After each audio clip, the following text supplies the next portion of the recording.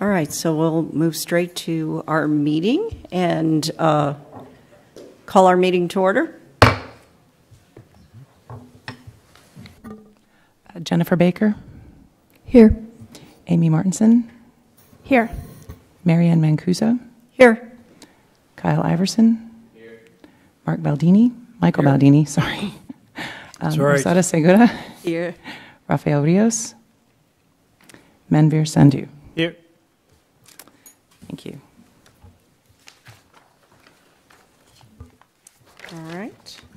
And then is there any public comment for closed session items? Seeing none, we'll adjourn to closed session. Aye. Aye. Opposed? Motion carries. Agenda adopted.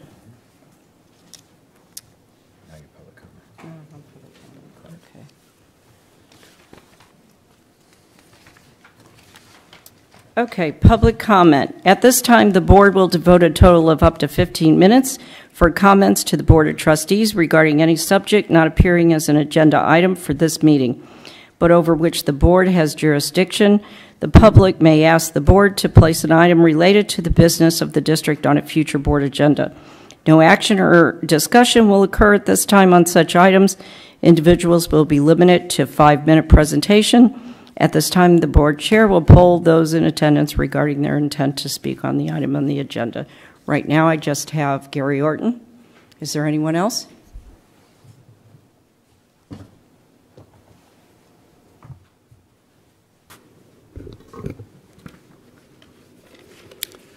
Madam Vice Chair, Trustees, my name is Gary Orton. I reside in Napa.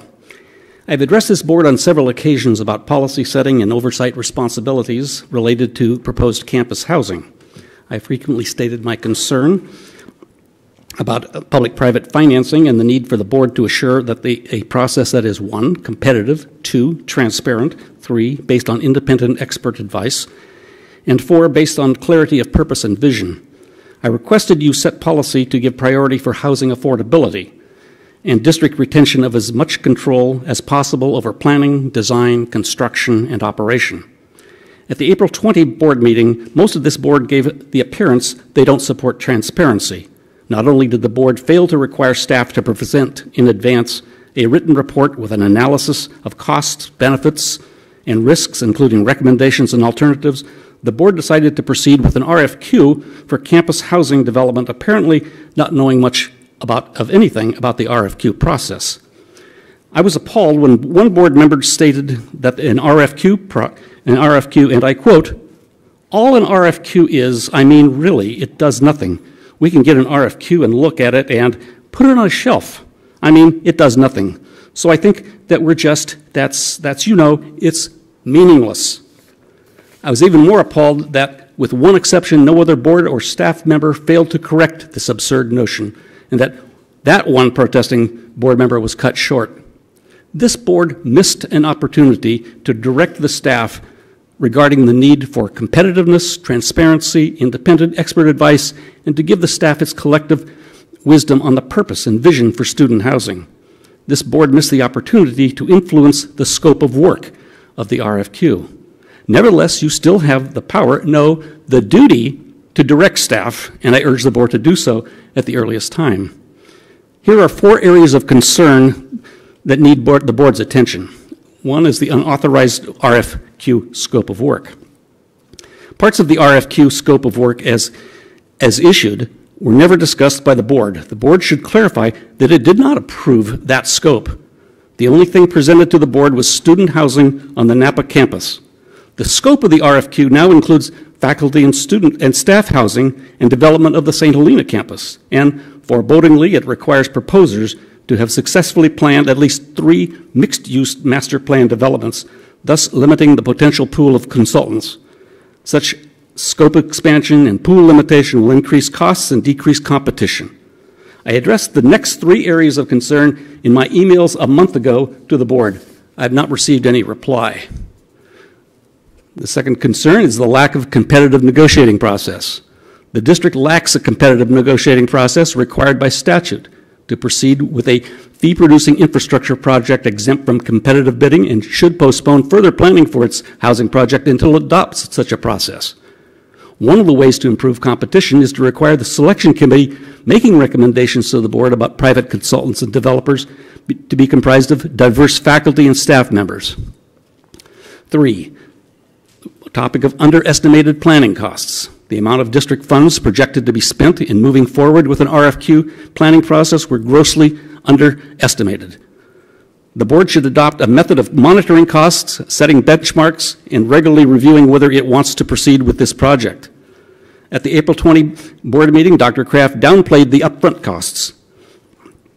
That is, the district's at-risk dollars, saying certainly not even hundreds of thousands, yet Orange Coast College's planning and negotiating costs were in the high hundreds of thousands, if not over $1 million, by the time it issued bonds. And remember, that was for a student housing project of about the size Dr. Kraft presented as the model to this board. The fourth area of concern, questionable financial assumptions. The financial assumptions set forth by Dr. Kraft at the April 20, 2017 board meeting lacked verifiable independent source, overestimated revenue, and underestimated costs. The board should make a financial feasibility analysis its first priority before proceeding further. At the April 20 meeting, Dr. Kraft told the board he had consulted with an unnamed architect about the best place to build. He showed the board a 314-unit, fully furnished housing structure that would be about a $70 million, quote, $70 million project out the door, close quote. He implied that careful analysis had been undertaken, quote, based on this model, 314 at 800 to 1,200 at 56% units, single occupancy, the annual cash flow after all expenses to the general fund of the college, after the bonds, all the bonds have been paid, after all the operational costs have been paid, all of that attainment is about $1 million or so annually, and that's the expectation. That's the best guess, if you will. Those numbers will be hard and fast, close quote. I made a formal records request for all planning costs incurred to date for campus housing. The formal response was that none exist. Relying on volunteer consultants raises the question of validity and independence. This board should have asked about the expertise and independence of the source of the assumptions on which it relied to approve an RFQ. The 314-unit model is about the same size that Orange Coast College decided to build, but OCC is about 3 times as large as Napa Valley College, making the 314-unit model a dubious assumption on which to base a decision to move forward. The projected annual net cash flow of about $1 million was not only overstated because of the overestimation of the size of the housing project, but staff failed to inform the board that 1, net cash flow can only be spent for housing-related expenses, direct and indirect, and 2, Orange Coast College's estimated indirect housing impacts were $900,000. In summary, I sent all board members and staff this information a month ago in detail, in writing, with copious references. When I first addressed this board on this subject, I warned that these deals are expensive and complicated, that you would soon be swimming with sharks, and that you needed your own shark repellent. The best repellent is to hire independent consultants and attorneys who have actually negotiated the many contracts that are required to put these expensive deals together. By independent, I mean they only work for you. They are only loyal to the district. As Warren Buffett once said, if you want independent advice, don't ask a barber whether you need a haircut. Thank you. And I have this here. If anybody would like copies, I will give it to Carol. Thank you. Are there any other public comments? Okay. We will move on to constituent reports, and I believe the only person here to give one tonight is Raphael. Yes, that is correct. My name is Raphael Monzo, and I am the new president of the Associated Student Government here on campus, ASNVC. Today is my first meeting representing as such, and it is also, I think, Manveer Sandhu's first meeting as our student trustees. So we are both here, like, you know, it's our debut. It's our grand debut. So yeah. So for my report, I mean, our first day was June 1st. When you really think about it, we were elected at the end of April into May. But our first day was not until June 1st. So there's not much to report since we are a new board, but what I can say is that we wasted no time going on our leadership retreat, which we do every year. ASNVC has a leadership retreat where we train the newly elected board everything that they'll need to know to begin doing their job as student representatives effective immediately, really. And, because, there's not much for us going on in summer unless we choose to take on initiatives, right? Otherwise, fall is when really all of the big expectations come in. But we went ahead and did our retreat early, and so now that our board has all their training, all their basics, I mean, they're ready to get going, and there's a lot of ideas. Another thing is that the leadership retreat, I mean, I served as a senator for 3 years. Many of you know this. As the Senator of Arts and Humanities. And every time that I went on the leadership retreat, the format of the retreat was has always been the same. It's kind of tradition. And while I enjoyed my time very much, I always had ideas myself. If I was ever president and I could choose what the format of the retreat was going to be, I know what I'd do. And so I am, and now I finally got to try it out my way. I just wanted us to have, I wanted to see what would happen if a newly elected ASNVC board got trained in a very specific way that really gives them the full foundation for how to begin their work. And so we used to do a lot of our trainings, like safe space training, which we will need, of course, and we're doing all of those trainings here on campus sometime this summer. But over the course of the retreat, what I wanted was more like workshops, much to the model of Chief Arnold, who is not here tonight, his NVC Leadership Academy, which Dr. Kraft even teaches some of those workshops. And it's such a great format. Many of our board members, the returning members, have gone through the academy, and it's definitely influenced my format for the retreat. But it wasn't just conceptual either. We didn't just learn leadership as concepts. That's just one part of it. What we really did was give them application. I wanted to give them real scenarios from my experience as a student rep on this campus. What will advocacy look like? What are some examples of things that you can actually do with shared governance on this campus? What are the expectations even? There are some things that are expected of you, and whether or not we rise to the occasion, rise to the challenges is really important. So I definitely had my chance at reformatting the retreat, and I feel like this board will be very different than any previous board, and like we will only raise the standard even higher. I told them a lot. I said, we're a brand new board. We're working off of like a really brand new, fresh blank canvas, and I mean, we don't have to be held to the shortcomings of any previous board. Like we're brand new. We're a whole new group of people brought together, and so the ideas that we come up with together are going to be brand new.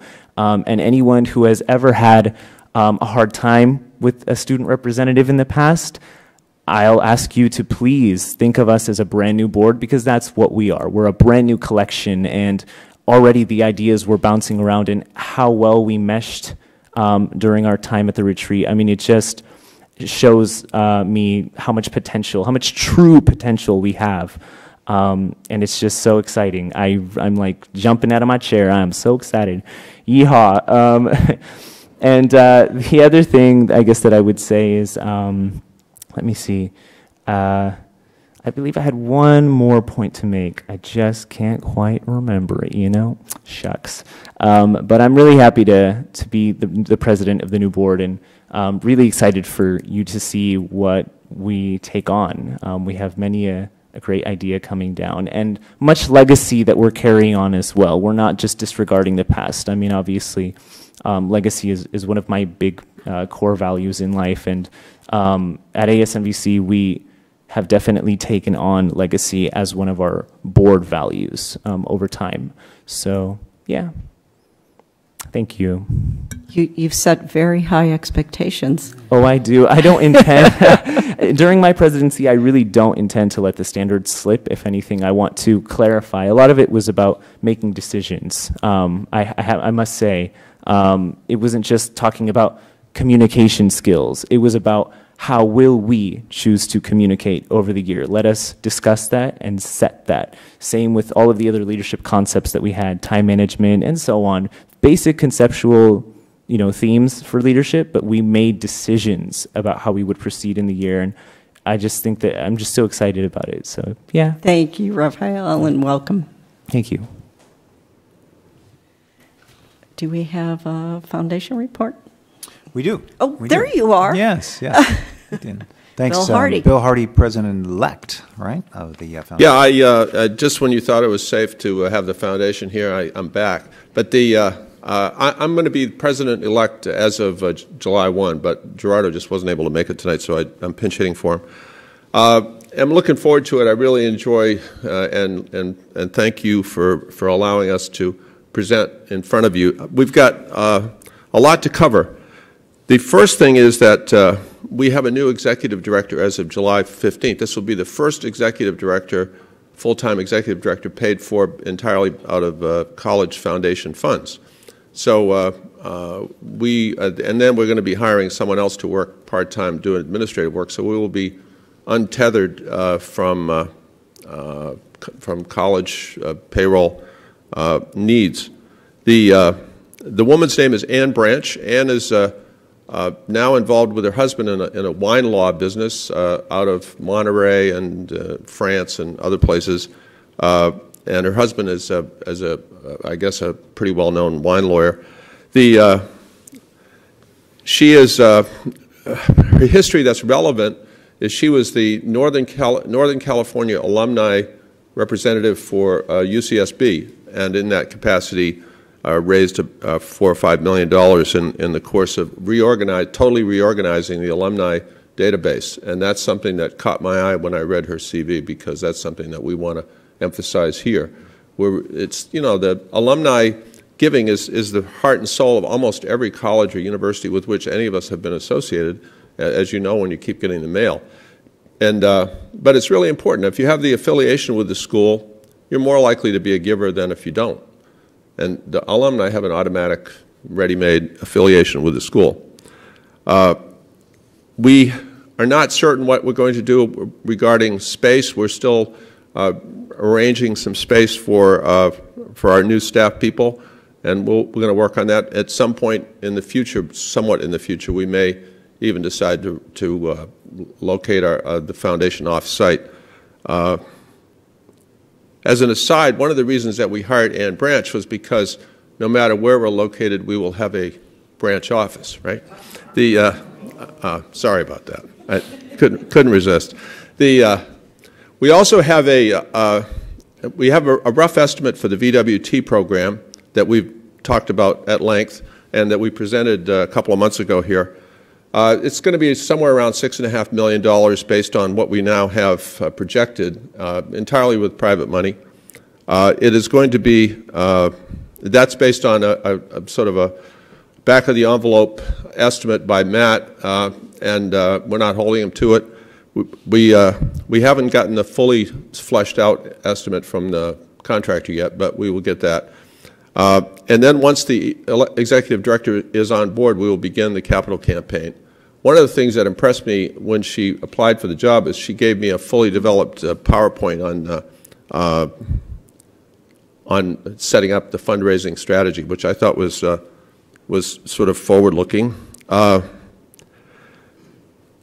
most important thing we do remains support for the college and scholarships for the students. And this year, just completed and awarded, we have given out 302 scholarships to Napa Valley College students, totaling $254,879, 34 scholarships to high school students, totaling $28,225, and 12 to outside persons, totaling $12,000. In addition to that, we provide program support, as you probably are aware.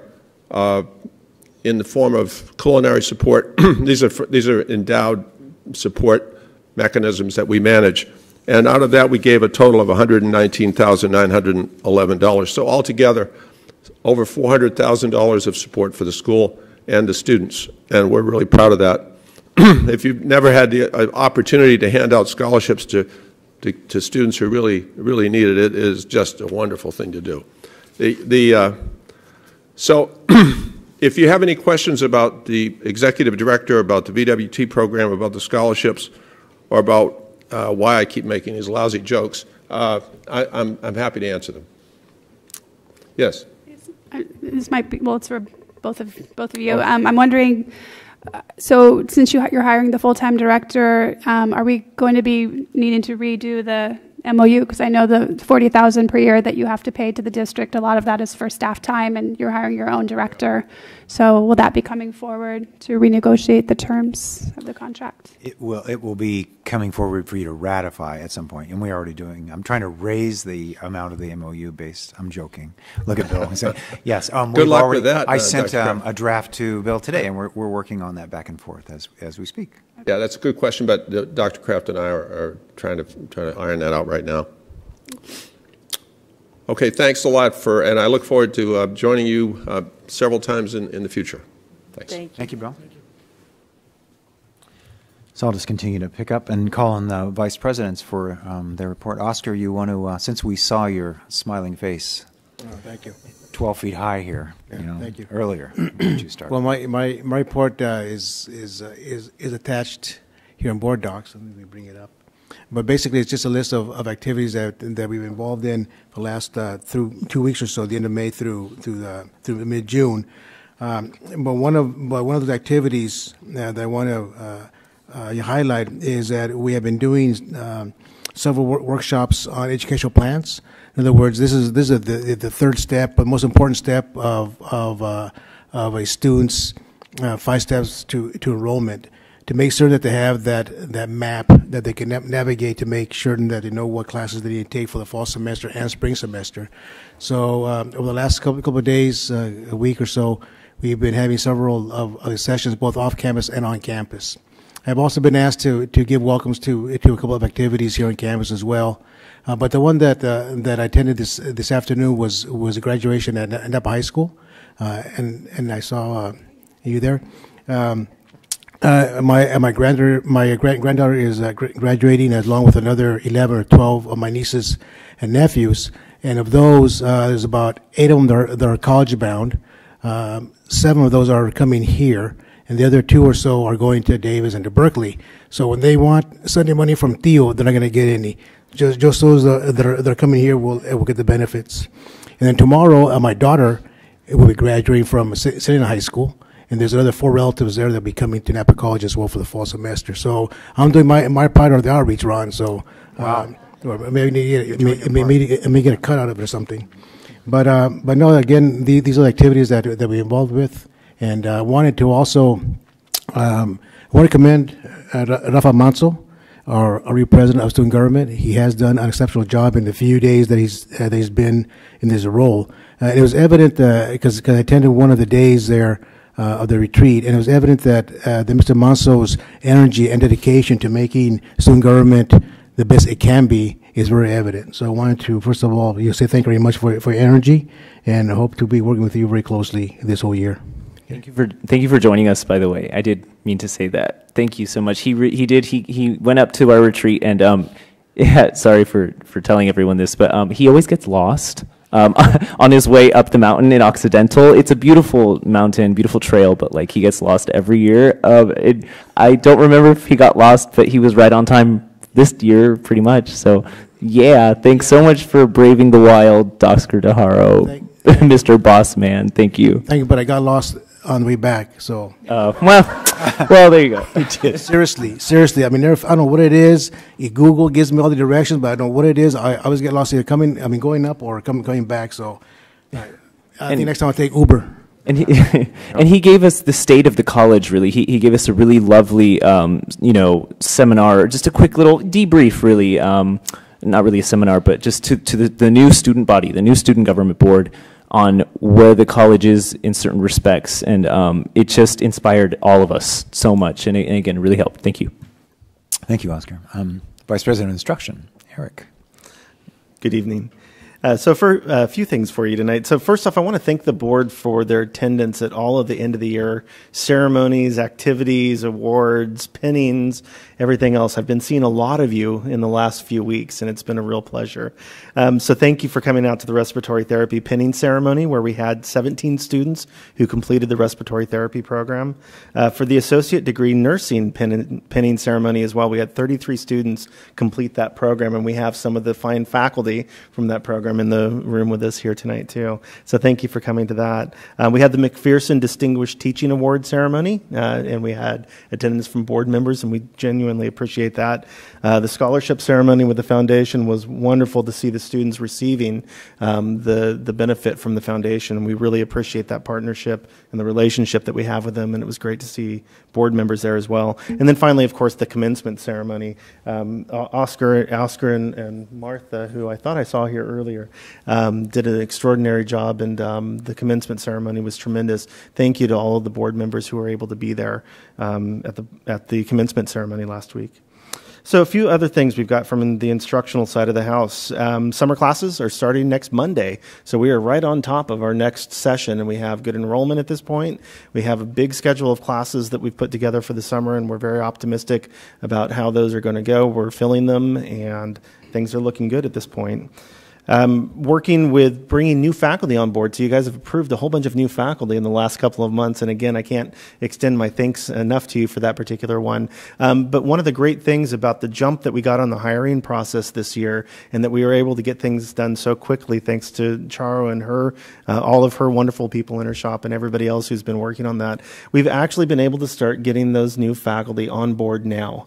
And so they've been coming to campus. We are getting rooms arranged. We are getting all of their paperwork turned in so that when they come in August, they're actually going to know what room to go to and who they're teaching, what their classes are, and all of the rest of that. So we really appreciate the effort that everybody's put in on that. It's really given us a good jump on that. And on that front, too, so the onboarding of the new faculty next year, I'm working with Dean Rebecca Scott right now on what we call our new faculty learning community that was put in place many years ago, where new faculty for their first year of employment here, rather than have an academic Senate committee assignment, their assignment is to be a part of what we call the new faculty learning community. And we meet with the faculty on a regular basis to not only talk about the mechanics of being a teacher here, which forms to fill out, where to turn in this, that, or the other, who to ask for particular things. But we go over, we develop a bond between this group of faculty and give them a safe space to ask dumb questions about how to do this, that, or the other, and to talk to each other and bond over their experiences as first New Year faculty. Additional things we've got going on. So in the instructional area is set right now to start working on planning initiatives for the coming year. We've finished the planning and budget process for this year, and we had a couple of really exciting things come up as possibilities in the next few years. So I have gathered together my A-team of deans, and we're going to be working this summer, getting started on a couple of key initiatives that I'm hoping to talk to the board about this coming fall. The first one is really looking at what we do with course scheduling at our off-site locations, our relationship with the high schools, and how we're packaging courses for the Upper Valley campus and for the South Valley campus. And so I've tasked my A-team to put together an initial draft of a plan, a 3-year plan for really putting together a comprehensive, well-thought-out plan for how we're going to go about doing that so that we're offering students meaningful packages of courses at each of those locations. So we're hoping in this fall that I'll be able to bring that back in for you and kind of lay out how instruction envisions that going forward in the future. And to that end, this is going to be complementary to the work that Oscar and Oscar's people have done with all of the outreach and the tremendous work that they've done with that in the last many years. Actually, they've been doing it. They've really laid the groundwork for instruction to be able to come in and then be the other partner in that outreach process, where we're developing the courses that the students would then be enrolling in as Oscar and his folks take care of getting the students enrolled. To that end, also, I'm meeting with the superintendents, all the superintendents in the county, actually, at the end of the month. We've been in conversation on and off during the year with all of the vice presidents, Ron, and the superintendents. And I'm going to be meeting with them at the end of June in particular to talk to them about putting some strategies together to get our faculty together, to get our faculty in key areas and key pathways together to have conversations about what they are teaching students at the high school and what we're expecting of those students when they walk on our campus. We've done things like this in the past, but we've decided it's time to do it again. So I'm really excited about this meeting that we've got coming up here at the end of June. So I'll be meeting with all of the superintendents at that meeting. And then finally, I want to just highlight a recent success in a program. So our welding program did another certification day a couple of weeks ago.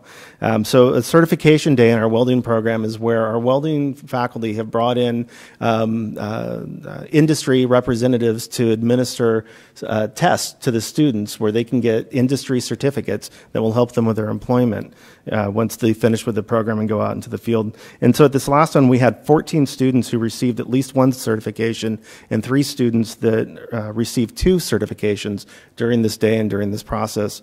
And one of the things that Eric Wade, our faculty member in the welding program, likes to point out on this is that this is far above the industry pass rate for these certifications. So again, yet another wonderful example of a quality program here at Napa Valley College. And I will leave it at that for this evening. Quick question on that. Yeah. So what do those certificates help them? What kind of jobs does it help them to move into? Are we looking at who, Diana? So I have my Dean of Career Technical Education out here. Do we have an idea of what specific areas within the industry? Well, yeah, in welding, depending on the work that's being done at that particular site for that particular job, determines what certifications the welders need. So depending on that aspect of the work, those certifications fall into positions that need that particular type of welding done. Yeah. Does that make sense? So if you're a welder, you're not just a welder for all things, necessarily. We need someone that can do TIG welding, or we need someone that can do this underwater welding, or we need someone that can do, so the different certifications. So the jobs first and then the certificate is determined after that? Is that what you're saying? What the certification does is it says, I'm ready to do that job. Oh, So okay. the employer then doesn't have to figure out, how do I find out if this person Yeah. can do this type of weld? Yeah, so a welder working with stainless steel, let's say, and working in the wine industry and doing stainless has a very different set of skills than somebody working with plate steel building ships. So there's a whole variety across the board for welding, and so the certificates are geared towards that. Thanks. I think as a piece of that, I think the percentage of employment out of welding is Nearly 100%, if not 100% every semester. Yeah. They recruit us, they get jobs, they ought to before they finish. Yeah, we'll have students not finish the program because they're already employable. yeah. Not good, but but an excellent thought. I don't want that happening in nursing, right? I mean, it isn't. It's like, thank you so much, Vice President of Administrative Services. Michael had something. Michael, I'm so sorry. You were going to. Yeah. Thank you. I just wanted to add that, and you brought up the stainless steel at the railroad. Different sorts of welding certification is necessary as well, and a whole lot of jobs in that field. But what usually comes with that requirement is a commercial driver's license along with that welding certificate, because usually they're driving out in the middle of nowhere, a truck that's overweight with all their equipment on it. And so that might be something else we can look into, an additional certification. Diana's writing it down. New cert, right? Yeah. That's good. Thank you. Chair, is it okay if I ask a question? Of course. Yeah, I'm not the chair. Okay. Chair. Yes. Is it fine if I ask a question? Go right ahead, Manbear. So I'm looking at the report of for the math department, the verification team report from spring 2012. And the members were Kate Benscooter, Fane Hancock, and Greg Seward. Those names might ring a bell. Mm-hmm. And in the report, they state over 50% of our math courses are taught by adjunct faculty members who have no paid office hours. So this is not part of the report that I was giving, Chair. If the board would like to direct me or ask the president to have a report on the math department. Absolutely, and as you get your feet kind of grounded on the protocol here piece, so at this point it would be very appropriate to ask or talk questions or comment on what the report was. Okay. But there'll be a time for that, and I hope that we can get to it maybe tonight in some other aspect. I hope. Okay. Thank you. My apologies. And then, no problem at all. Don't you know? did you have something? No. Okay. All right. Go ahead. Bob, please. Just very quickly, an update on two things in administrative services. First of all, we have 6 vacancies, 3 in business and finance and 3 in institutional technology.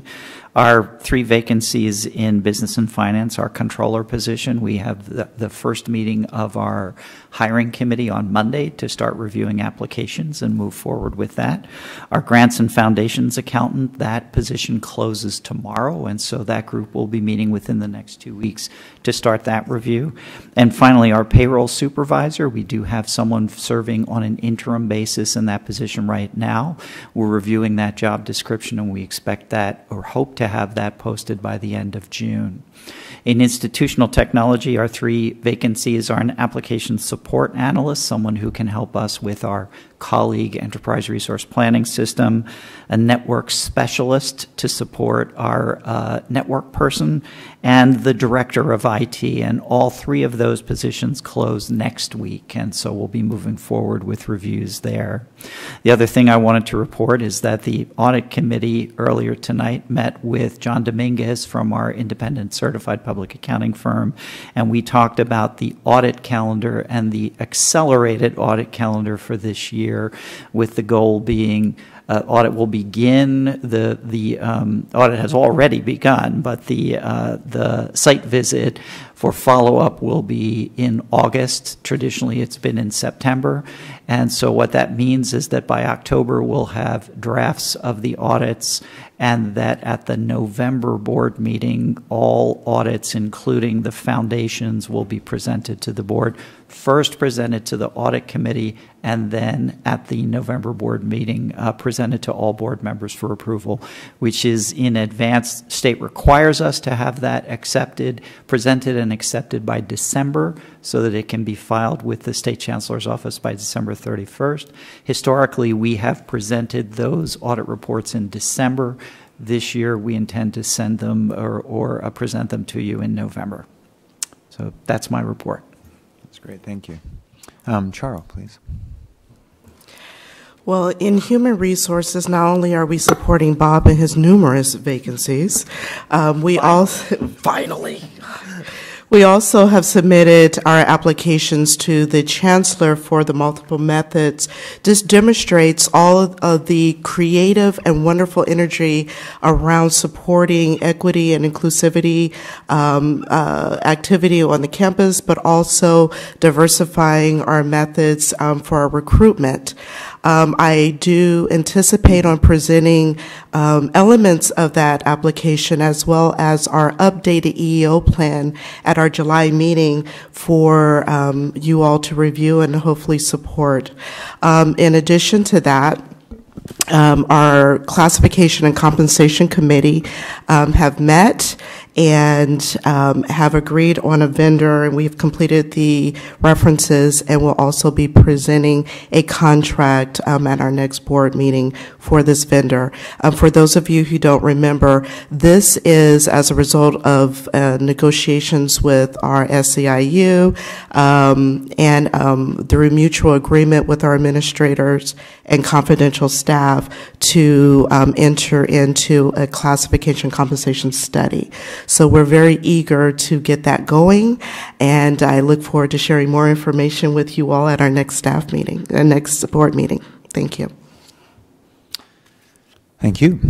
Let me move to the second piece here then, just the President's report. And a couple things, most of which has already been covered, and that's good. I just would draw your attention a little bit to there's the same chart that we have shown you before under the 2018 June bond feasibility information. just kind of keeping it front and center a little bit. We're still working forward on this timeline as we explore just feasibility at this point, and we're talking with communication specialists, and I think over the summer we will solidify on one for sure, and kind of move forward.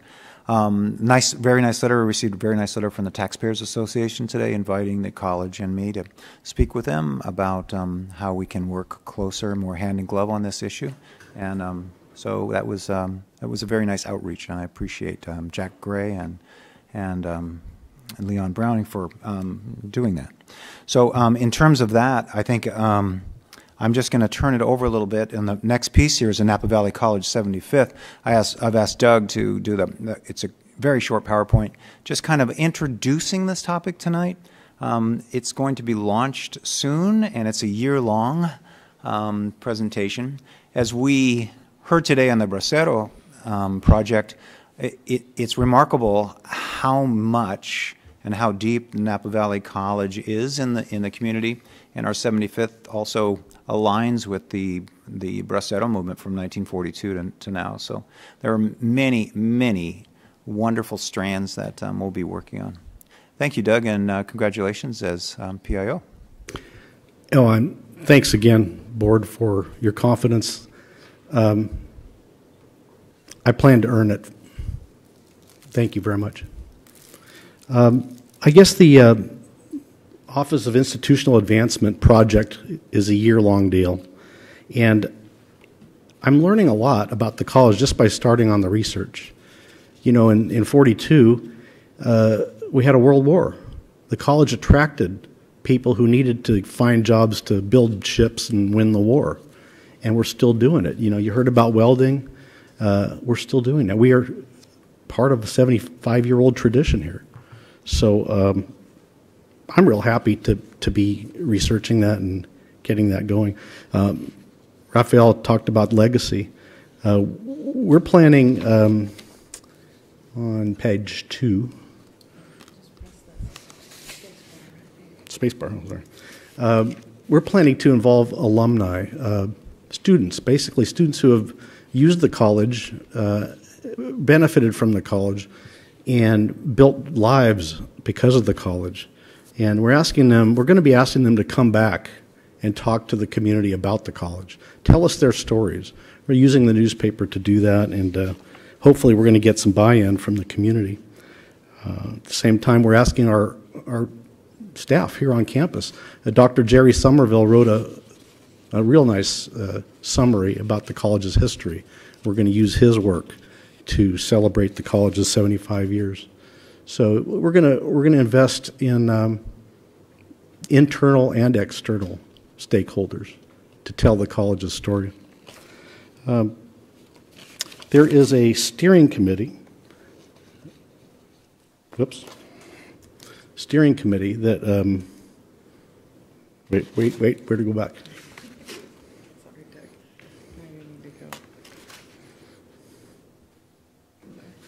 That's being formed, and I'd like to invite you to attend this meeting on 26th. It's room 1763A. We have several people interested in being on the steering committee, but we can always use more. We'd like to make sure that everybody's included. The partners include the foundation. We'd like your help developing anniversary celebration plans, and if you know anybody who would like to be part of that committee, please send them to the meeting. There's a parade coming up. We have about 30 people signed up, and you know, we're throwing candy to the kids. This is a fun event. You get to wear a T-shirt. It's going to be good. Other events we're talking about, you can see here.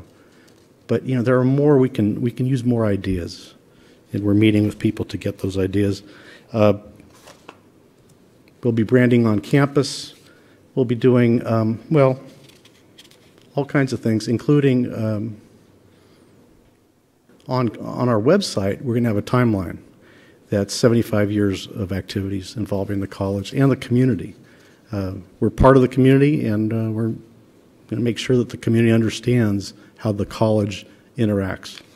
I don't think there's anything really surprising about celebrating 75 years. I think it's obviously a good thing. You heard today the Bracero program starting 75 years ago.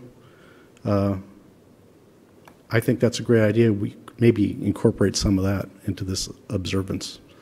And we're open to ideas. So please bear with us as we develop this idea and as we unveil it as we go. Should be very exciting. Thank you, Doug. Sure. I think that the core here was really, generally a college will rally around a visible mark or a promotional aspect, for 2 or 3 years. Ours has been, over the last couple of years, NVC is #1. You'll start to see that sublimate a little bit as the 75th anniversary, 75 years of service to the community starts to pick up. So that's really the message that we want to send to the Valley, and we're very excited about it. I think you'll all be involved. I'd love for you to start getting out there and talking with people. We'll be developing, the one piece that is there, we'll be developing some talking points for the board as well. And hopefully you can do presentations to community and civic groups, to the groups to which you belong, and get out there. And if you need help on that, you can see your fellow board member Jennifer Baker, who's an expert in this, right? And go get them. Thank you for that. I think we have such a big agenda. I want to make sure that I just move to. I don't think you have another report, Doug. Thank you. So with that. Trustee Martinson has. Oh, I actually had a question about your report about sorry to go back to the bond feasibility. I was wondering who's going to be in these meetings with the different firms and part of the selection process for that? Well, we're doing a couple different things. Cabinet will be involved in that, and then we have other constituent leaders. So basically the Council of Presidents are all involved in that piece. Yeah. Thank you. Thank you. And I reversed the order tonight, as you probably figured out, doing the cabinet reports, but I felt it was a good thing to do. So because there was so much that I had seen, asked them, that was on my report. So I thought, rather than me covering it all and stripping them of their excitement, we'd do the opposite. Thank you very much. So we're on to minutes. Mm-hmm. All right, we're on to approving the minutes, and if there's an amendment to the minutes. But yeah, no, I move that we postpone approval because they weren't up last night at 11 o'clock when I was preparing for this meeting, and I worked all day and I haven't had a chance to read them. So I move that we postpone until the next month. Okay. If there's no objection, we'll postpone the minutes approval to next month. Everyone in agreement with that? Eddie? Kyle, you look like you have some question to it. I don't have any objections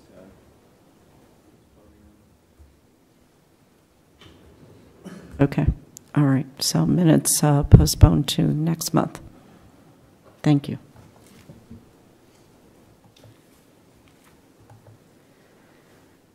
Okay. So now, sorry. Let me stay here at the mic. So informational discussion items, and I believe we have Diana. No? Career technical, is that?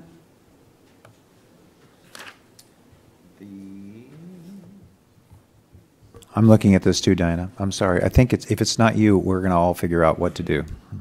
Is it you? Are you sure? I think it's the CT report. It is. Yes. You're on. All right, this will be quick because I know you have a long agenda. So basically, we're required to the only way. Yes, thank you. So we're required to do a biannual review of our programs, and we're supposed to look at 3 things in that review. Does the program meet a documented labor market demand? Does it represent unnecessary impact on neighboring colleges? And what is that program's demonstrated effectiveness? So what you have on the first 2 pages is a whole bunch of data. And one of the things that we are actually going to be looking at addressing is the collection of the data regarding our certificates. And you may recall from other board meetings, for those of you that have been here for a while, that I have come before and mentioned that we're not collecting the data for our local certificates, and we're not collecting some of the data for our transcripted certificates that aren't showing in our data, and it's negatively impacting our funding. But it also negatively impacts the way the program looks when you kind of tally up what the students have earned.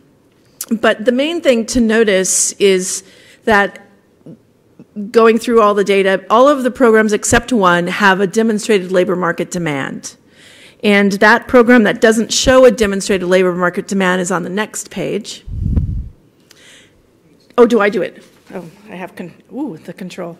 And that is our psychiatric technician program. And you'll notice that there is a decrease of a little over 20% in labor market demand from the data sources that we use. However, there's a little note at the very bottom that says, while the program doesn't have a documented demand from the data sources, our local labor market, our local employers say that they will hire our students, so they're waiting for our students. It just doesn't show up in the data that we collect in the system. If we had a program that was showing such a decrease in demand that didn't have a local industry saying we hire your students, we would probably be having a different dialogue within our program about continuation of that particular program, but that is not the case in this situation. The next thing is that we had to look at was undue impact on neighboring colleges, and that's on the next page that I get to move. Okay. And we check that before we send our programs to the regional consortia, our Bay Area consortia. We do not have an impact. We don't negatively impact our neighboring colleges, which for us is Santa Rosa and Solano. So that one is pretty much set. And just so you know, if we were to start a new program, we have to take it, well, in fact, we just had 2 welding certificates approved through the BACCC this past month. And in order for it to be approved there, Santa Rosa and Solano both had to agree, and the other colleges in our Bay Area region, that we were not going to take students from them if we have those certificates here. And the third thing we look at is the demonstrated effectiveness. And right now, our data shows that our students are reporting that they are employed 40 to 100% of the time in their field of study. And you may recall from an email I sent out, maybe a month ago now, about the STARS Awards. So our students are actually showing employment in their field of study, are showing increased wages, and are showing success in industry after they leave us. So our programs are in good standing and seem to be doing good things for our students. Amy. On the second page, should the second column be California? I just don't know if you have to submit this to somebody, because both columns say Napa County on the second page. Oh. Yes, it should. Okay. Sorry about that. Just in case, I don't know if you have to submit it to somebody. Thank you. So I was surprised that viticulture and winery technology was as low as it was. Well,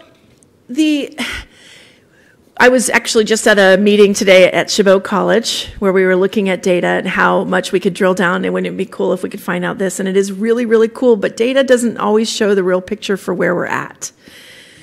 So we know that it's not always representational, and it also depends on where they're getting employed at.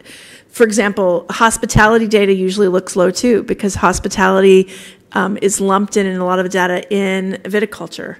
So you have to. We use the MC for this because it's kind of a quick and thorough way to do it, but it doesn't show the whole picture. There are other sources that we use when we're really looking at the nitty-gritty of a program to see what it shows. So I don't know that it's an exact predictor of what will be there. I was kind of wondering, maybe for that one, just, there's only so much growth that you can have in this valley in terms of the wine industry, and, maybe that's a reflection of being tapped out a little bit. I don't know. Yeah. And a lot of our students in that particular program are already employed. So they're not looking for a new job. There doesn't have to be an opening for them. They're perfecting and upskilling what they currently know how to do. Well, does growth have to be additional, adding on to what's already there? Can it, because there could be people coming in and out, so they're jobs, but is this saying that there has to be, do you know what I mean? Like, you look at employment growth, you're looking at new jobs opening. So, yeah, so there could which be is jobs, different. It just doesn't not new capture jobs. upskilling and promotions and better skilled workforce. I think a couple years ago we had the same conversation, prior maybe, but I can't remember. It's Yeah. really the underemployment of folks in jobs who come here for certs or other degrees and sometimes stay at the same place or move Right. along, but they're really difficult to track. Yes. This kind of information. Yes. I have a quick question about on your summary findings, the third bullet. Yeah. Is it the employment rate between 40 and 100? That's a really wide gap. Is that representing specific types of certifications? It's a number that is used that we didn't disaggregate it by program or by industry. We do a general kind of rounding. We can dig that deep to see what the percentage.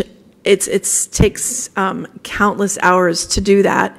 And we are currently, one of the things we talked about today actually was finding a way within using the launch board system to drill down that precisely. So you can say since we've been talking about the welding program, I'll use that. So in the welding program, we have this percentage of students that complete, this percentage that are employed in industry, and this percentage that are making a livable wage. But in order to find that data, it takes an immense amount of effort on the point of a researcher. So they're looking at altering the way the launch board system works to see if we can more easily get that data. Otherwise, it's just what you see there, a bigger group. And even with that data, you have to kind of take that data within and have it inform what's going on and be a look at it, but it's not always exact to what's actually happening. Any other questions? Thank you. Thank you. And now we have our annual visit from Daryl Whitaker. Welcome. Thank you. I asked Diana to stay with me because she's somebody that I really rely on when I'm giving this report, and she's usually sitting at the table over here the last couple of years. So never did I think that she was going to be my dean when I took the position, and it's so wonderful that she is because she has a lot invested in the Child Development Center. So the report itself is a lot of statistics. It's boring stuff. I said that last year to the board. So I really want to kind of focus in on the relationships that we've made with our students. We serve about 55 to 65 students through child care and education. So those are students who bring their children to the Child Development Center. And I have that in the report. We'll be able to look at that. But we're asked by the state to give a report on areas where we are not meeting specific standards and areas where we are meeting and exceeding standards. I'd like to report that we are meeting and exceeding standards, but we do have to find some things that we need to work on. So they give us some tools to work with. And do I have control over this? You do. Okay. So these are 3 or 4 of the tools that they give us. A program review instrument, which looks at 20 different areas of the program from top to bottom. The desired results parent survey, which we give to our parents each semester. And they fill that out and give us information. They are able to write information into those surveys as well as answer the questions. They also have the opportunity to keep anonymous when they're giving us those surveys. So they can write whatever they like and not have to feel like there's any kind of repercussion for their opinions. age-appropriate environment rating scale is something that we use in our classrooms to look at the overall classroom and interaction with the teachers and the children to see if we are set up appropriately and we're meeting all those standards. And then the desired results developmental profile, DRDP Tech reports, that is an individual assessment that is done on each child in the program. And that's done twice a year each semester. We do the desired results developmental profile. So the things that we do is we take and collect all this information for all of these tools. And so we hold parent advisory meetings, survey parents, monitor the classrooms, assess each child, conduct staff meetings, and do a lot of planning, report and health and safety concerns, complying with all our state regulations. So we have to find something that we're not meeting a standard in. So we look at some of these tools, and in one of the areas on the parent survey, parents voice the need for extending hours of operation in order to take classes and work later in the day. So right now, our subsidized classrooms close at 3:15 Monday through Thursday and at 2:15 on Friday. A lot of times parents are scrambling to come and pick their children up at 3:15 because their classes are letting out, and some of our parents desire to take classes later in the day as well. So this is one of the concerns. It's something that Diana and Faye Smiley and I have been talking about, what can we do to help students. And so that comes later on as we look at the improvement action. The improvement action in this situation is to help our parents by extending our days, and we're going to do that incrementally. The parents kind of had that idea, and we talked about it, is what if we just extend the day by 15 minutes till 3:30 or 2:30 on a Friday? Will that help them? And then be able to examine that, reevaluate it, and then maybe extend another 15 minutes the next semester until we finally reach the desired goal, which would be probably 5 o'clock, 5:30, something like that. So I might have skipped something, parent survey.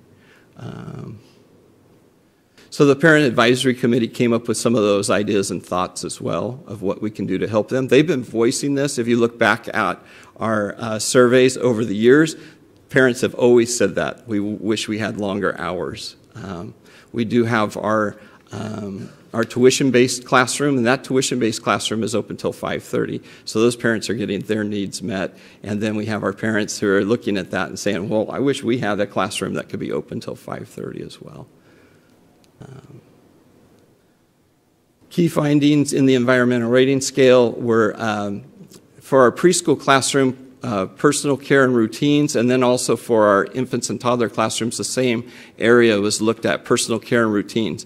And one of the areas that's looked at is very specific about hand washing. So they're looking at when children enter the classroom, they come in the morning, are they washing their hands right when they walk in? And then are they washing their hands after each activity that they do? And then when they do wash their hands, are they washing their hands in a specific way for a specific time and turning off the faucet with a towel? And then are the teachers doing the same thing, following that same pattern? And so the person this is our first time that we had an outside party come in, do the evaluations of our classrooms. And this person came from a different county, non-biased, and said, nope, you're not washing your hands the right way. So now we have to look at our classrooms, we have to look at how we're washing hands, and we will be doing some training, which is our action item, our improvement action. We'll be doing some training. Both Jay-Tong Carey from the local planning council, she is on our quality counts Napa County, and also Michelle Burhorn. She's adjunct faculty here, and she is with First Five. She'll be helping us with learning how to wash our hands properly. And helping to teach the children how to do that properly. The next area is our desired results developmental profile. The one area where we were deficient for our preschool classroom was visual and performing arts. So you can imagine what that would look like for preschoolers. They're not going to see the ballet. They are dressing up. They are telling stories. They are singing songs. They are dancing, those types of things. And so our score on that was just percentages, a couple of percentages off of where we should be. And so the teachers and I have discussed what we would do in that situation. We provide them more opportunities, more music, more instruments, more clothing, those types of things to enjoy the visual and performing arts. The next area was for our infants and toddlers, and it was approach to learning self-regulation. So you can imagine a 2-month-old with self-regulation. These are things that the teachers, these are the improvement actions that I was just talking about. The teachers in this situation are going to talk to the babies and help them and provide more interactions and more toys for them and those types of things. So very basic things. And so then we look at the areas where we met all of the standards. And so we use the same tools to do that. And these are the areas that I talked to you about with the program review instrument. We look at all of these and see how the program from top down meets all of the standards and how we're in compliance. And we have met every single standard. We are in complete compliance with all of these. So we take a look at each one, and so I kind of point out the ones that I feel like we're doing the best in, and I feel like the thing that we're doing our best is working with our parents and our communication and our relationship with parents, relationship with our students as well, and then our relationships with the children. And our parents are desiring more communication, which is a good thing. So they have the communication. They're wanting to know other ways that the teachers can communicate with them. So we're using text messaging, phone calls, those types of things throughout the day. And we have a software that we've used. We piloted a couple of years ago, Learning Genie, which allows the teacher to send text messages to the parents that they can get throughout the day about their children's progress. We're also setting up a place. We have a resource library that we set up recently, and we're setting up a space for parents so that we can have some parenting materials there, some books, so they can learn about parenting. And that's something we're going to be talking about in the future, too, is maybe a parenting class. So, community involvement is a big one for me and for our center. We're very involved with a very new program, which is Quality Counts, Napa County, which is working with us. It's made up of a consortia of people from our county, and we're all working together to improve the quality of all child care and development in Napa County. And we are spearheading that as a center here in Napa County. So we were used as the pilot for this whole program. So it's our data that got put into the program, and then they're looking at how we can improve our program to make it better, but then what we can do to help other programs as well. We're working closely with NCOE, Napa County Office of Education. We will be doing a summer institute in August where we will be joining with their staff and our staff and working on professional development together. It's something that we've been working on for a couple of years to get realized. Professional growth and development, Charo, thank you for helping us with that. Getting people hired and keeping people trained and healthy and in the workforce. So this is the part that I really enjoy sharing. 100% of our parents that were surveyed felt that their children are safe and happy in the program. And that percentage hasn't changed since I've been here that I know of. It's been 100%, and I like that percentage. 27% were able to accept a job, 68% were able to keep a job, 13% were able to accept a better job, good for them, and then 93% were able to attend educational training programs, and most of those are here at Napa Valley College. So these were comments that the parents made. I included this in the report as well that you have the PDF of, but these were some of the examples. Very happy with the CDC program and how, as a parent, I'm able to trust all the staff. Very satisfied with the program and the way my child is learning new things every day. It's awesome. Those types of things. I even record the ones where they say the program is great, those types of things. So this is where this is why I asked Diana to stay with me. We've been working for the last 2.5 years very, very closely, CFS and E, Faye Smiley, Diana and I working very closely together to try to make this into a model lab for CFS and E students and also for our nursing students who are using the lab. And this last semester we saw numbers that were just phenomenal. So I'm going to share some of those things with you. There's a mistake in there. It's not supposed to be the year 2006 to 2017, but 2016. So when I first got here, I started counting students that were here from 2014 to 2015. And we had 650 students. That would be nursing students and CFS and E students in the lab. In 2015-16, we had 750. In fall 2016, I started counting and I started getting scared. We served 300 students in fall semester of 2016. We served 1,061 students just last semester as a lab. That's a crazy number. We had 110 nursing students come through. So thank you. That was nice. And they were working on their pediatrics, which was new this semester as well. So, the impact of that is hard to kind of fathom. We have 5 classrooms. We have to find placements for all of these students to come in.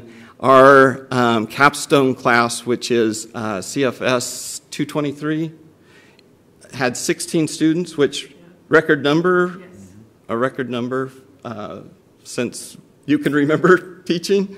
And if you want to say anything about it, Diana, but we had 16 in capstone, 12 of which were in the lab. The other students went to mentor sites, and then of those 12, 6 of them were in one preschool classroom. And I worked with 6 of them. I mentored 3 of them last semester because we were so impacted that I was involved in the classroom as well. It was an exciting adventure. So that's something I wanted to share with you. But we had something that was shared at the capstone party at the end of the semester. One of our students, Taylor Vivieros, she shared it, and it kind of stunned some of us. She was a child in the CDC program years and years ago and has now completed her education for child development here at NBC. So that's exciting. We have another student, Diana Cabrera. She is taking, she took 123 this semester. She's been working with us as an aide in the CDC, and she was a child in the program. So we've come full circle, which is great. And then you probably noticed in the news, in the register, I think it was last night, is one of our children who was a student here at the CDC at Napa Valley College is just received the Fulbright spot in London, and we were excited about that. Her mother is also one of our assistant teachers at the CDC. So everything's coming full circle. I think the relationships is what I really want to focus in on rather than those statistics, and I'm really excited. So that concludes mine, and I'll open it up for any questions you might have. Thank you. Any questions? You kind of answered it, but when I was reading about the parents asking for parenting skills, parenting education, and I was wondering if you ever offered a formal parent education class, or if you refer them to like COPE that offers those kinds of classes. That's the type of thing is we can offer the referrals, but right now Faye and I have been really talking about, if this is something that's going to be ongoing, then maybe we open this up for a parenting class eventually. Would it be something that you would bring in an agency like COPE to teach it, or you would teach it yourself, or you're just kind of exploring it at this point? Anna just said we have one. It's on the book, so it's just. We have a parenting class. It hasn't been offered for a few years, but we are looking at offering it again. And the trick is finding a time when parents of young children actually can come. Right. And we ideally, we'd like to offer it in like a lunch hour spot, so students in between classes can come. Had a lot of staff on campus ask about taking a parenting class. Has the college ever partnered with maybe an outside agency coming in and teaching a class? Like, I just saw a presentation by COPE, and they were talking about their triple P class, and it's evidence-based. And that's being offered. So I brought that up in our parent advisory committee. Is foster kinship and care and education works with triple P, and those things are offered free of charge. So I've offered that to our parents as well, so they're aware of that. It's just finding time and childcare for attending some of those things. Thank you. And then I forgot, I threw some pictures up here. Over the weekend, we had some playground equipment put in, thanks to our VP, Eric, and our Dean, Diana, helped us with some equipment funding. So if you look at the pictures, that was the old slide on the left, and then that was torn out. And then this new equipment was put in over the weekend. The Kiwanis Club volunteered their time. I volunteered my time. A few of us got involved and put that up on Saturday. So very exciting things going on. So thank you for the equipment. We appreciate that too. Any other questions? Daryl, I just want to thank you. I went down and looked, and we talked and met your staff and met the little guys down there. And you do. I think the best way, it's an aging building and infrastructure, and so, but it is so well loved. I think that was the overarching piece. So, congratulations, great report, good work. Thank you. Thank you, Daryl. Thank you, Diana. Okay, and now we have review of the draft technology plan, and I believe that must be Mr. Parker.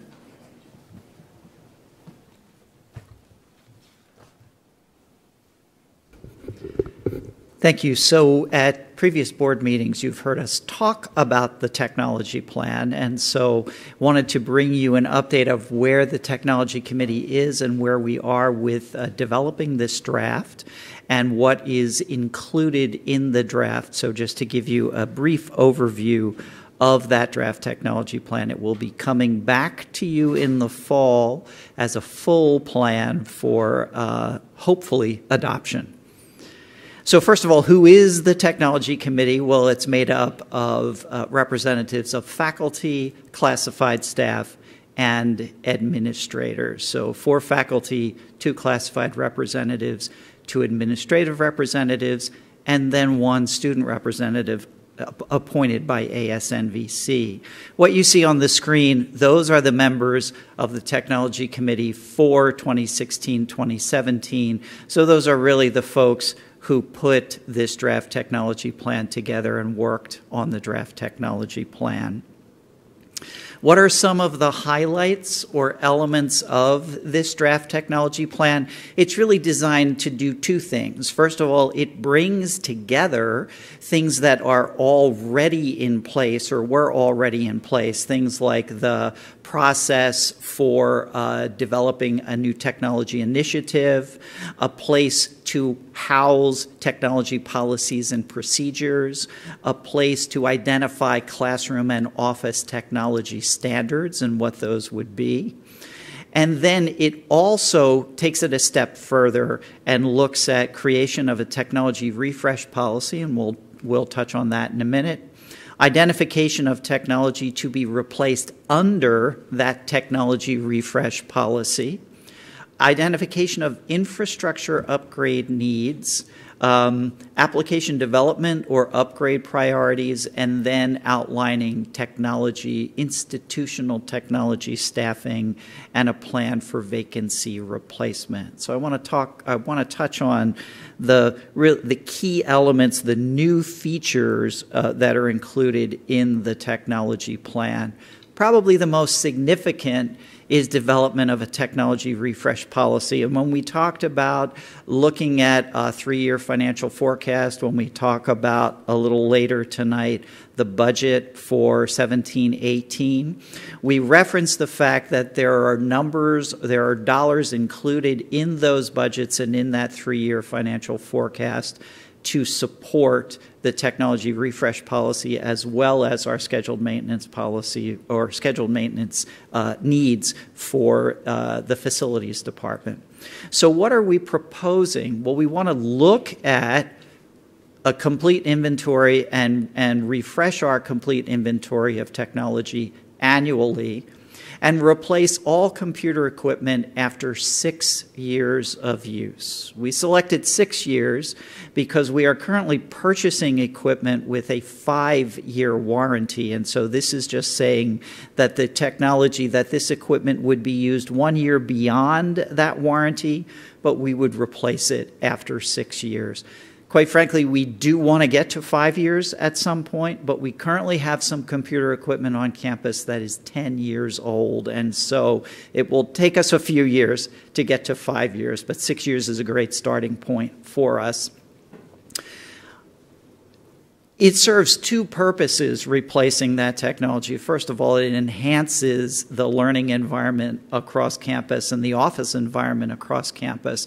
But also from a technological standpoint, we are currently inhibited or prohibited from introducing new versions of software because, quite frankly, some of that older equipment just can't handle. It just doesn't have the capacity to handle those upgrades. We have computers on campus that cannot upgrade to Windows 10. They could, but they would be incredibly slow to respond if we did that upgrade. The other thing that we want to do by implementing the refresh policy is to take away the need, when in our past planning and budget processes, we often saw requests for money to replace 30 computers in a lab. And it was because those 30 computers were 7 years old. People shouldn't have to ask to have outdated equipment replaced. That should be part of the overall budgetary planning process for the district. So now what we would hope to see as we move forward, your budget request shouldn't be, I have computers that are 7 years old and I need them replaced, but rather I am changing the way that I use computers in the classroom, and I would like to switch from, and yes, Eric, I'm going to say this, I would like to switch from a Windows-based PC to a Mac, or I need greater capacity in those computers above and beyond what the district standards are. So it's really enhancements rather than replacements that people should be looking for. Bob, can I ask a question there? Yes. Are you planning on doing a big sweeping replacement or refresh? Or are you going to stagger that so that not everything comes to the 6-year point at the same time, or what? So our first goal, and we'll see this in a minute, but our first goal, identifying what we'll do in 2017 and what we'll do in 2018, is really to get rid of the 7, 8, 9, 10-year-old computers on campus, then start looking at the things that are approaching 6 years or have passed, I should say, beyond the 6 years. Ultimately, once we address the pressing needs, then we can get to the point, once we get to the 5 years, the idea would be to stagger that so that, and in the technology plan, it indicates that we would, when we get to 5 years, the goal would be to be replacing 20% of the equipment on an annual basis. So we would get to that place where we would be staggering the replacements. Can I ask a quick question? Does the refresh policy involve the server room doing anything with that? Yes. And so that wouldn't necessarily be a 5 or 6 year, because the life of a server tends to be a little longer than that. And the equipment that we're currently purchasing is much more configurable. I mean, we're really getting to the point where it's not so much a server box, but rather blades that go into a rack. And so it's much easier to maintain that and expand that than what we currently have in the server room. We've made some significant upgrades in the server room over the past 12 to 18 months, and we'll continue doing that. What if people say their computer's fine and they just want to keep it? Can they have that option? I'm just thinking of like the school district, like we all got new laptops. Like we didn't ask for them. I didn't really need one. And it's like, here's a laptop. Well, so I would kiss the person who says, I love my computer and don't change it. That's typically not what I hear. But the one issue with I love my computer, don't change it, once it gets to be 6 years old or older, then it makes it more difficult for us to roll out new initiatives because those initiatives won't necessarily work on that 6-year-old computer. So we haven't seen a lot of people on campus who want to keep a 7, 8, or 9-year-old computer. But if they did, we would certainly have a conversation about that. Okay, yes. One last question on the servers. Has there been discussion about moving the location to like an area that's larger and cooler and... So we are currently cool is not an issue because one of the things that we did this year was to enhance the air conditioning unit that currently serves the server room. It's one of the things that we'll be talking about as we move into a facilities master plan. Is that the best place for the server room? So one of the things that we would engage outside consultants in as we talk to people about what will it cost to do our overall implement our campus master plan. Where is the best place for that room? Okay, the next section is infrastructure upgrade needs. And this is probably the most significant in terms of dollars at one time or over 3 phases. So it is a 3-phase project. It's to upgrade the data center. Currently, it says in the 1500 building, could potentially be somewhere else. Upgrade the fiber serving the campus, and then upgrade switches throughout the campus. To fully implement all 3 phases would be over $1.1 million. And so this is something that we would potentially, so we can keep chipping away at it, replacing a switch when it fails, replacing fiber when it no longer works for us, but to do the upgrade that we feel we really need to do to position us for at least the next 10 years would be $1.1 million. And so this would be something that we would probably look to roll into a potential bond measure as an infrastructure upgrade. The refresh, that's something that we need to build into our general operating budget because we will always have computers that are 5 or 6 years old that need to be replaced. Infrastructure upgrade, that is something that would be a long-term upgrade for us and would fit well with any overall construction project for the campus because we'd be running infrastructure to new buildings, improving infrastructure in our existing buildings that are being renovated. And so this would improve the core that we have on campus to serve all of those buildings. Bob, can I ask a quick question about that? I know that in some industries I've worked with that there are options for government grants for infrastructure type things or just doing consortium-based purchasing of stuff. Is that something that the college ever has opportunity to take advantage of? Yeah, so first of all, the quote for $1.1 million, believe it or not, is consortium pricing. It could be worse. The other thing is that there are some grant opportunities that we're actually looking at with our current internet service provider for the campus that could help us with building out that infrastructure as well. So the next area, we're just looking at application development and upgrade priorities. So these are new improvements to our colleague student system, our colleague finance system, as well as some upgrades to other systems on campus that serve our students.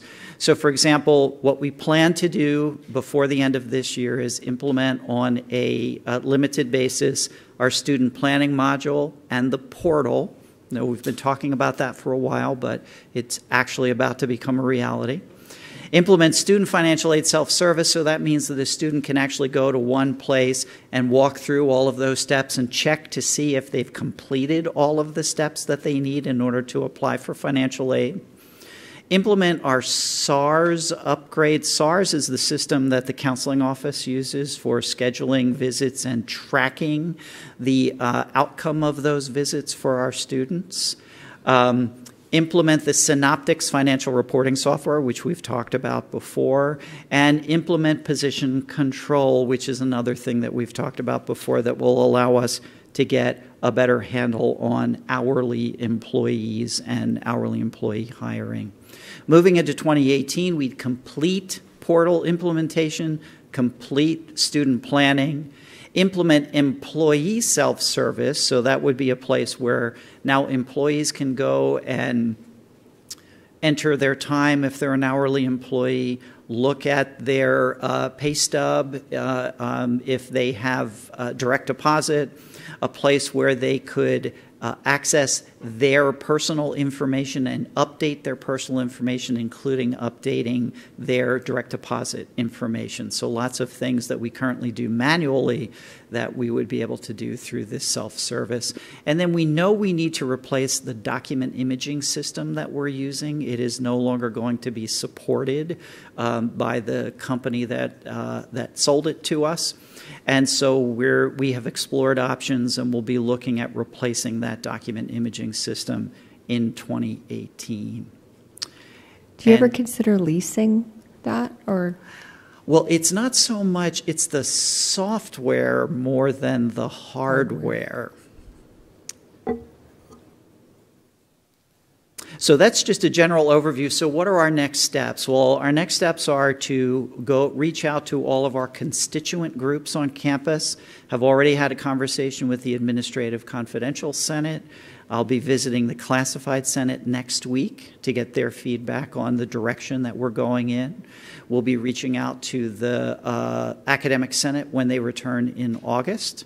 And the goal is to come back to you in the fall with a complete technology plan for your review and approval. Okay, thank you. Thank you, Bob. Very much. Okay, 12.1, approval of the consent calendar. Do we? Check with Manveer to make sure that whatever he was talking about doesn't get. Okay. I'm not sure what it was. Okay. Now, before we approve the. Yeah. Okay. So I just want to make sure I understand. All right. Manveer, let's go back to your question earlier to see if where we can fit that into the agenda this evening and make sure we. We both discussed it, and we'll do it later. Okay. Yeah. Perfect. All right. Thank you for reminding me. Yeah, thanks for reminding me. Okay. All right, great. So 12.1, approval of the consent calendar. Is there anything we're going to pull? 12.2 and 12.4. Okay. And then we'll. Any more? Any others besides 12? No. Okay. All right. So let's move to approve the consent calendar minus 12.2 and 12.4. Move for approval. Second. All in favor? Aye. Aye. Any opposed? Okay. Consent calendar passes with the removal of 12.2 and 12.4. They're going to remain where they are, and we will capture that in the minutes. All right. All right, that's fine. So I guess, is there anything that Charo, is there something that you need Charo to? Yeah, I just had a question.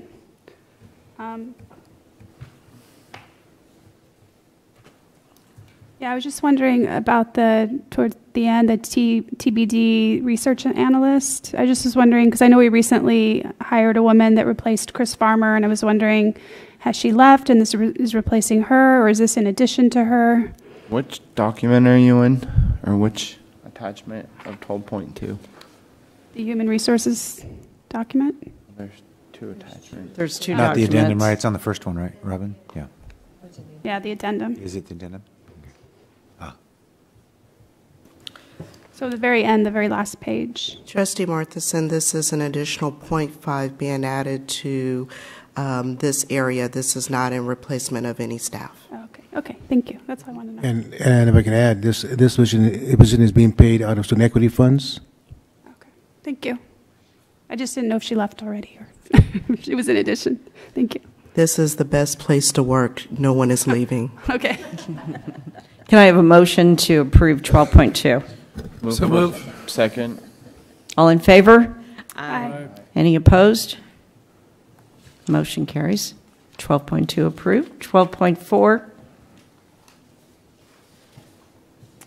Yeah, I'm familiar with this program, so I just kind of wanted to correct not the actual introduction to it, the public content, because I think it misrepresents the program.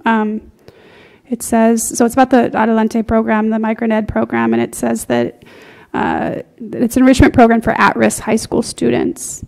And it's really not. It's for migrant students, but it's not for This is not the correct item. This is a service that we purchased from UC Davis for the purpose of them providing us weekly services here on campus.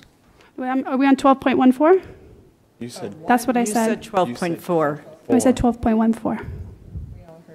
12.4. Everybody heard 12.4. Okay, well, I meant to say 12.14, the Migrant Ed program.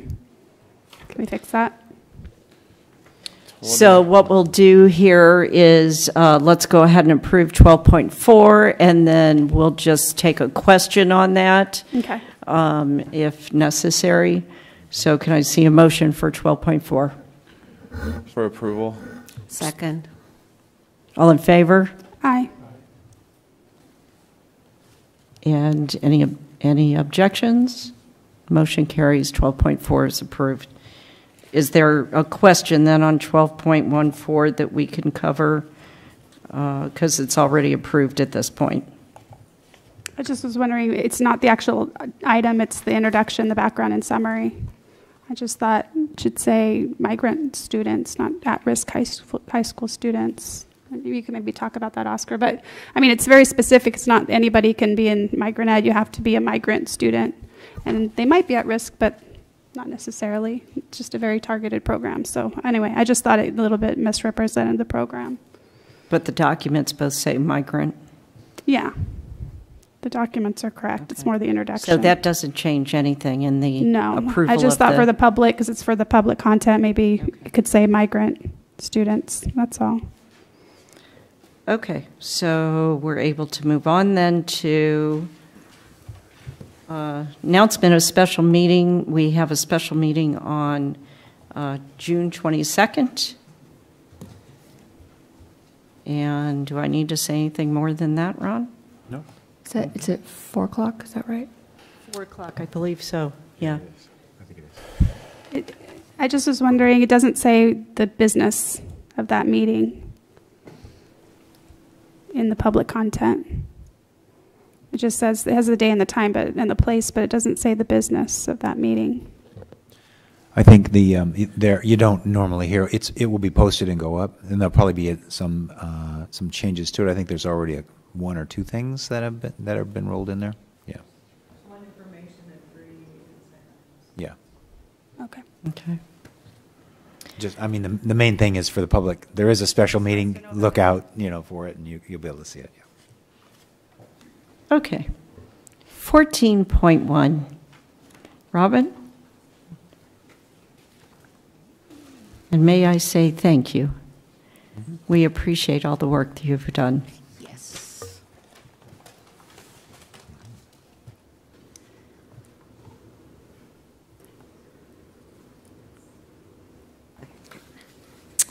Good evening, board. Attached to the agenda item were the goals for the 2017 or year 3 of IEPI, our aspirational goals, and those were first presented at the last board meeting last month.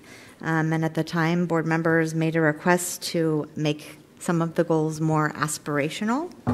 So the results of that exercise are presented here, and in the kind of purplish tone, I've highlighted the changes since what was presented last month.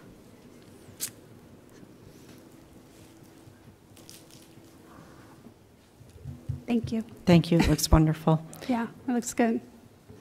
Is there a motion to approve? Move to approve. Second. All in favor? Aye. Aye. Aye.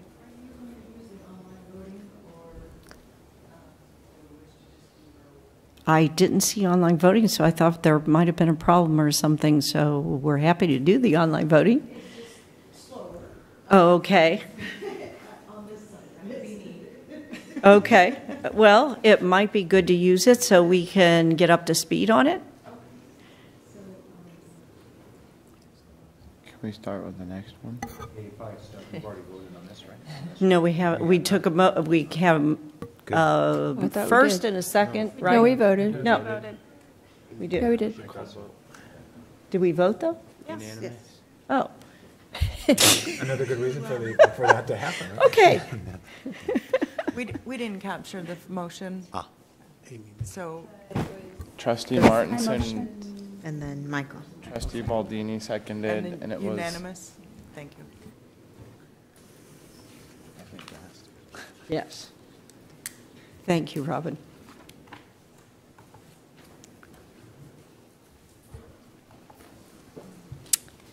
Okay. 14.2, curriculum approval, spring 2017. Is there a, do you want to say something, or? I can just give brief introduction. So as you guys will remember from, I think it was the February meeting where Amanda and I did a presentation to you on the curriculum process and all of the steps that everything goes through before it actually comes to you. So this is this month's curriculum packet that went through all of those steps in that process that were described during our presentation to your board previously. So this is coming through the curriculum committee.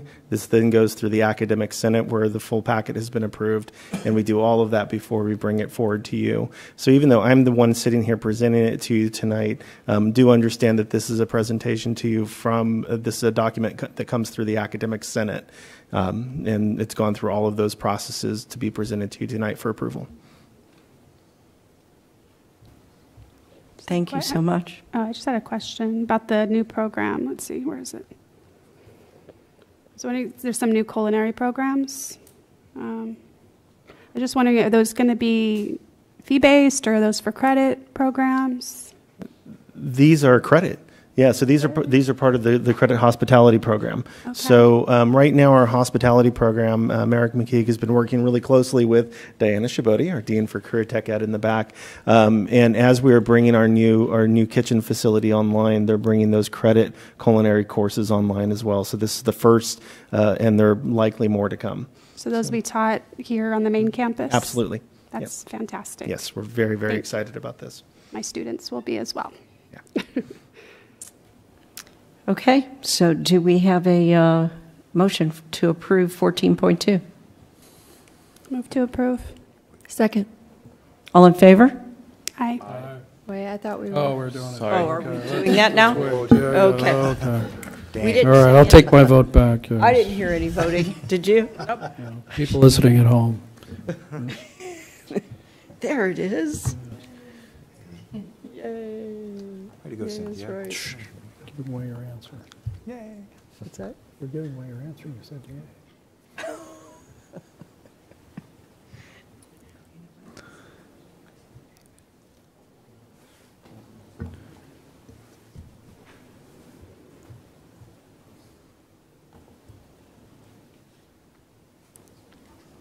Has everybody voted?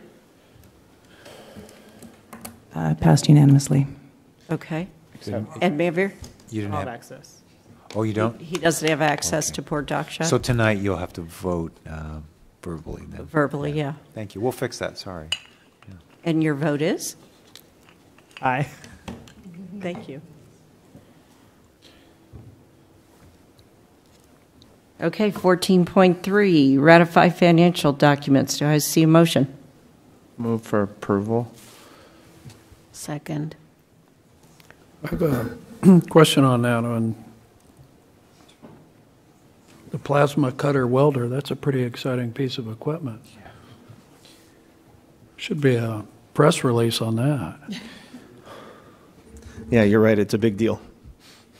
That's outstanding. My congratulations. And Is Doug here? also, Did he still hear that? Diana back there. Yes. That heats thing, that cuts potentially with about 20,000 degrees Celsius. I'd sent 3 questions earlier for Dr. Parker, Bob Parker. Not yet. Sorry. You had asked about Clark and Associates and the $13,000 payment, and Clark and Associates, that's the organization who assisted us in writing the grant, a number of grant proposals, and part of that contract was ongoing review of the contract requirements for those particular grants. So making sure that we are achieving the goals of the grant and reporting those goals properly to the granting agency. So that's what that payment was for.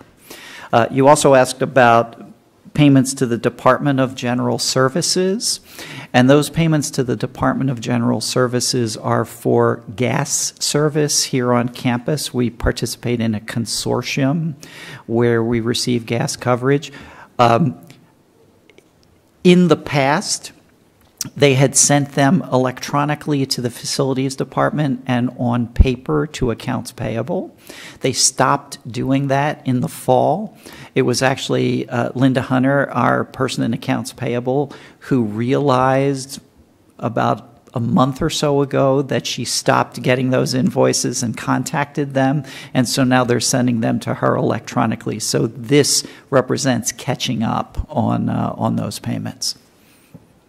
And then also the third question is for the different payments to Dr. Kraft, contract expenses versus contract reimbursements. What are those?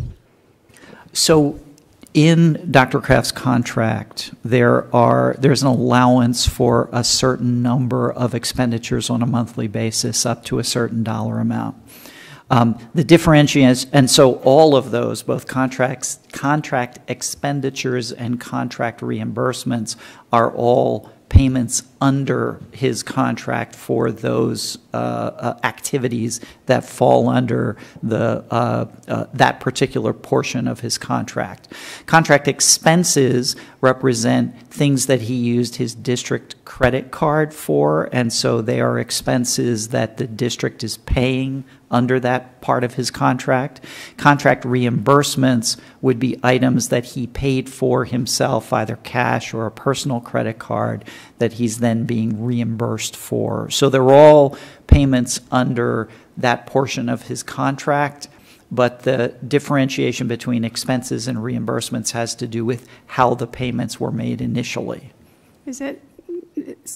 So I would assume that these are all under a contract that we've all approved? Right. So I'm just wondering, but typically would they usually have the payee like for all the other expenses on the warrants? Not have it be so vague, like, you know what I mean? Like if it's a dinner or if it's the car, or, I mean, I guess I'm wondering why it's so broad and why it doesn't actually say the payee and what it's for. So the payee is Dr. Kraft, so yeah. Right. But those contract expenditures are the purview of the board, and so it is the Board of Trustees that approved the contract. It's the board president who approves those contract expenses.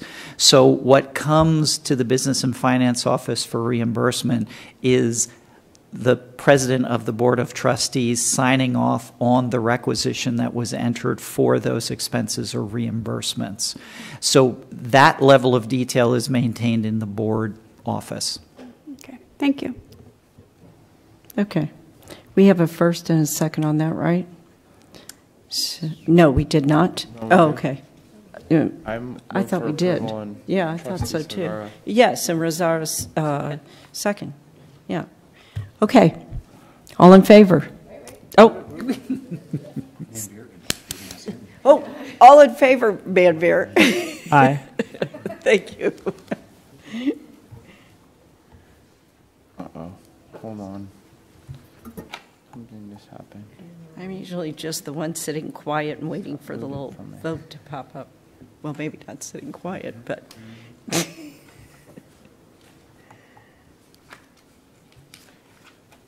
I had an issue. It clicked me out, but my vote is yes.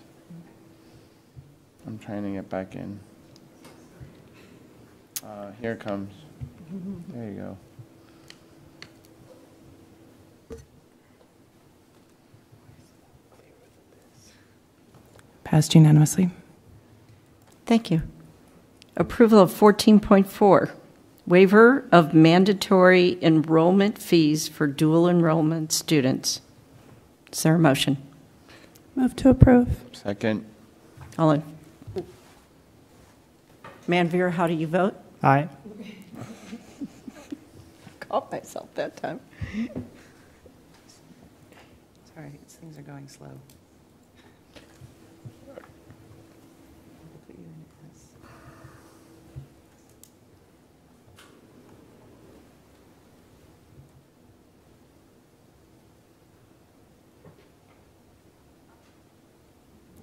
Passed unanimously. Thank you, you. Board. Thank you very much. Appreciate this. Thank you. Thank you. And then we have public comment on 14.5 tentative budget. Mr. Gary Orton.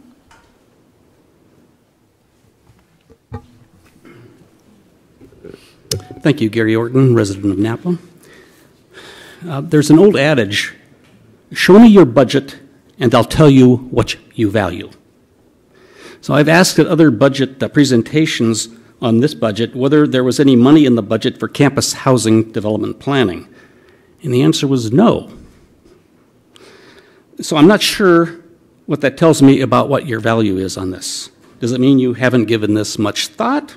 Haven't looked at what other colleges have spent? Does it mean it's a really, really big number that you don't want to put in there right now? Or it might be that, and I'm going to refresh your recollection of what Dr. Kraft said at the presentation of on April the 20th. And there was on the slide that you saw, there was a number that said 25 to 100K for the district financing of expenses. Trustee Baker at 2 hours, 24 minutes and 58 seconds into the meeting said, I have a question about the district financing the 25 to 100K. Is that money that's paid to the developer to do feasibility interruption? Well, it wouldn't be the developer. It would be once we have established a program manager, they probably won't charge a fee. But because they're kind of work on the possibility that this will work, right? If they do charge a fee, it'll be very minimal. But these fees are for consultants who would look at the endangered species, who would help us through the entitlement process if that's what we need. So maybe what you're saying is that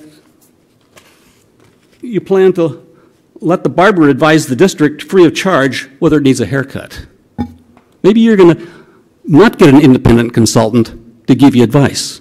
That's very, very bothersome. If that's the value, you really need to talk about that right now. This is your chance. Do you, the board, to have input of what that number is going to be in there for housing planning? I'd be really upset if you were going to plan without using independent consultants, independent attorneys to help you through the negotiation and the contract reviewing process.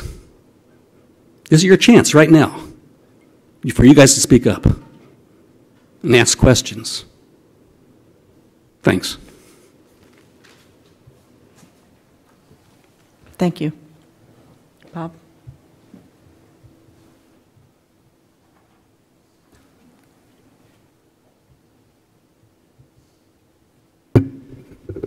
Okay, I feel like I've been through this presentation a few times, so but for some of us it's brand new. So I'll move through as quickly as possible, but giving you enough time to review the information. What we're presenting for you tonight as our tentative budget. Whoops.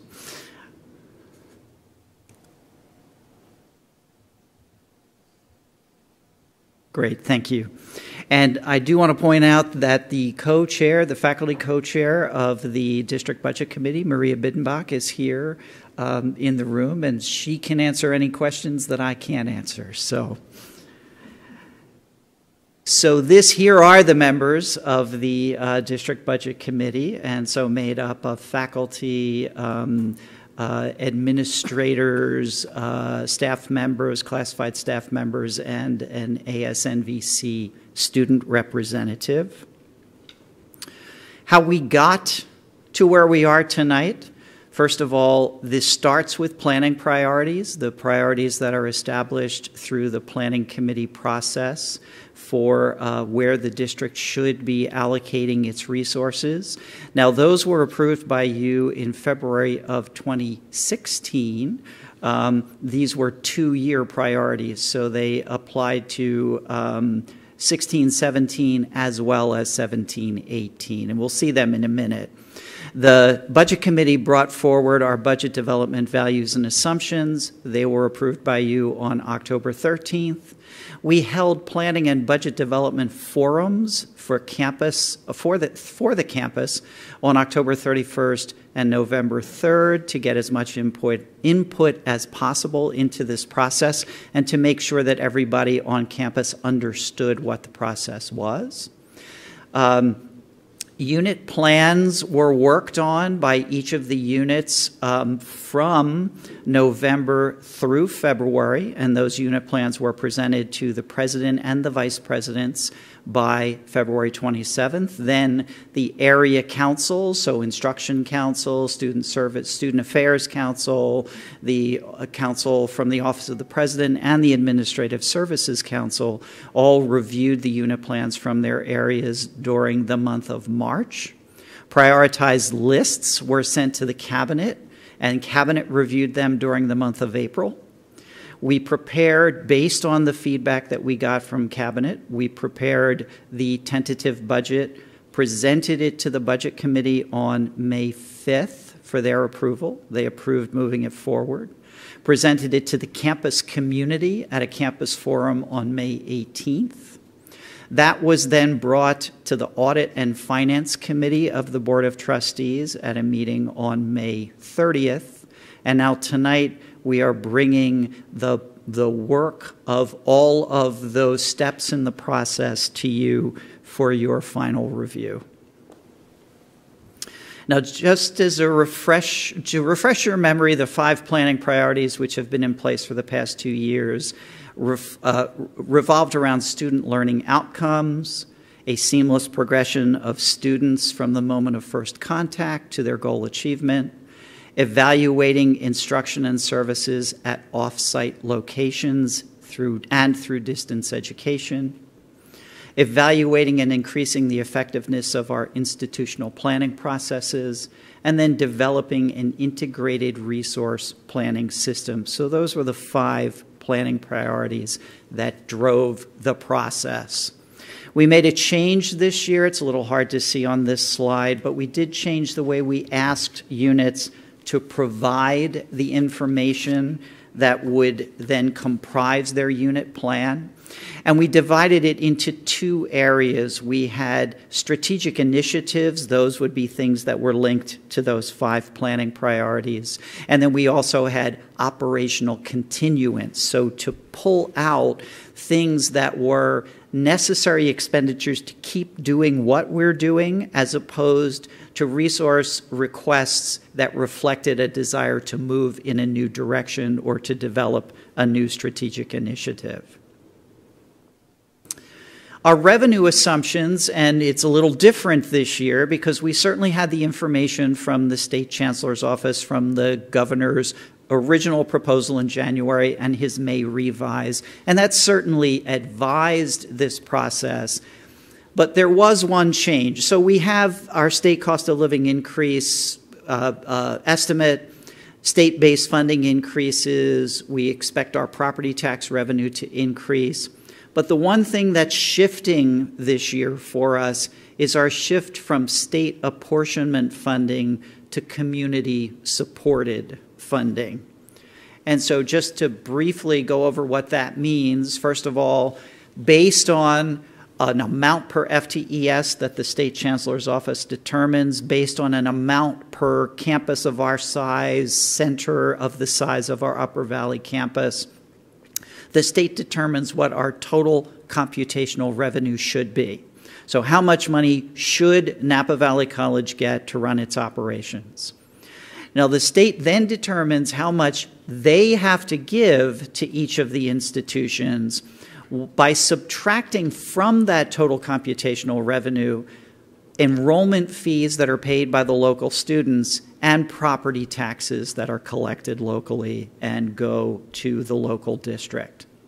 So if a district has a total computational revenue level of $30 million and they collect $3 million in enrollment fees and $22 million in property taxes, then the state would make up the difference, and that's that apportionment funding. So the state would apportion $5 million to that district. And that's what Napa Valley College has been for years. So we receive our local revenues, our student enrollment fees and our property taxes, don't quite make that limit or that total computational revenue, so some additional money comes from the state.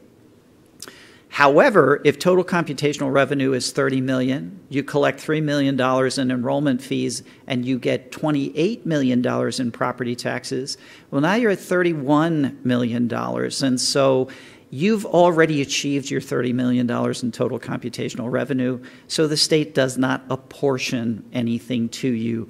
And that's what's referred to, it used to be called a basic aid district. That's what's referred to as a community-supported district. And the thing about being a community-supported district is to the extent that those local revenues exceed that total computational revenue, that money stays locally. So in this case, that extra $1 million, it doesn't go to the state, it doesn't go to the chancellor's office, it stays locally to support the needs of the district. And we are seeing in the current fiscal year, we are seeing that shift to being community-supported or basic aid here. And that's what we're looking at, or what we looked at when we built the budget for that you're looking at tonight. So we looked at the funding priorities from each of the 4 area councils, and what you see on this slide and the next 3 slides are the funding priorities that were approved and that made it through from unit plans through the area council meeting up to the president's cabinet and to the budget that you're seeing tonight. So funding priorities for the instructional area were classroom supplies and instructional supplies, so additional funding for those areas, dedicated funding for some elements that were already in the budget or had already been paid for in the past, but dedicated funding in this case for cadavers for the science program. Some additional lab equipment, increasing fees from accrediting agencies and entry fees for athletics, equipment repair for VWT, supplies for the success centers on campus, and supplies for instructional excellence days.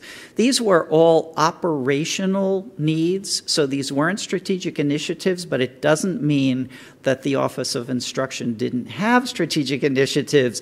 What it means is that many of their strategic initiatives were implemented this year, were funded through funds that were available this year, and will continue to be implemented in the 17-18 fiscal year.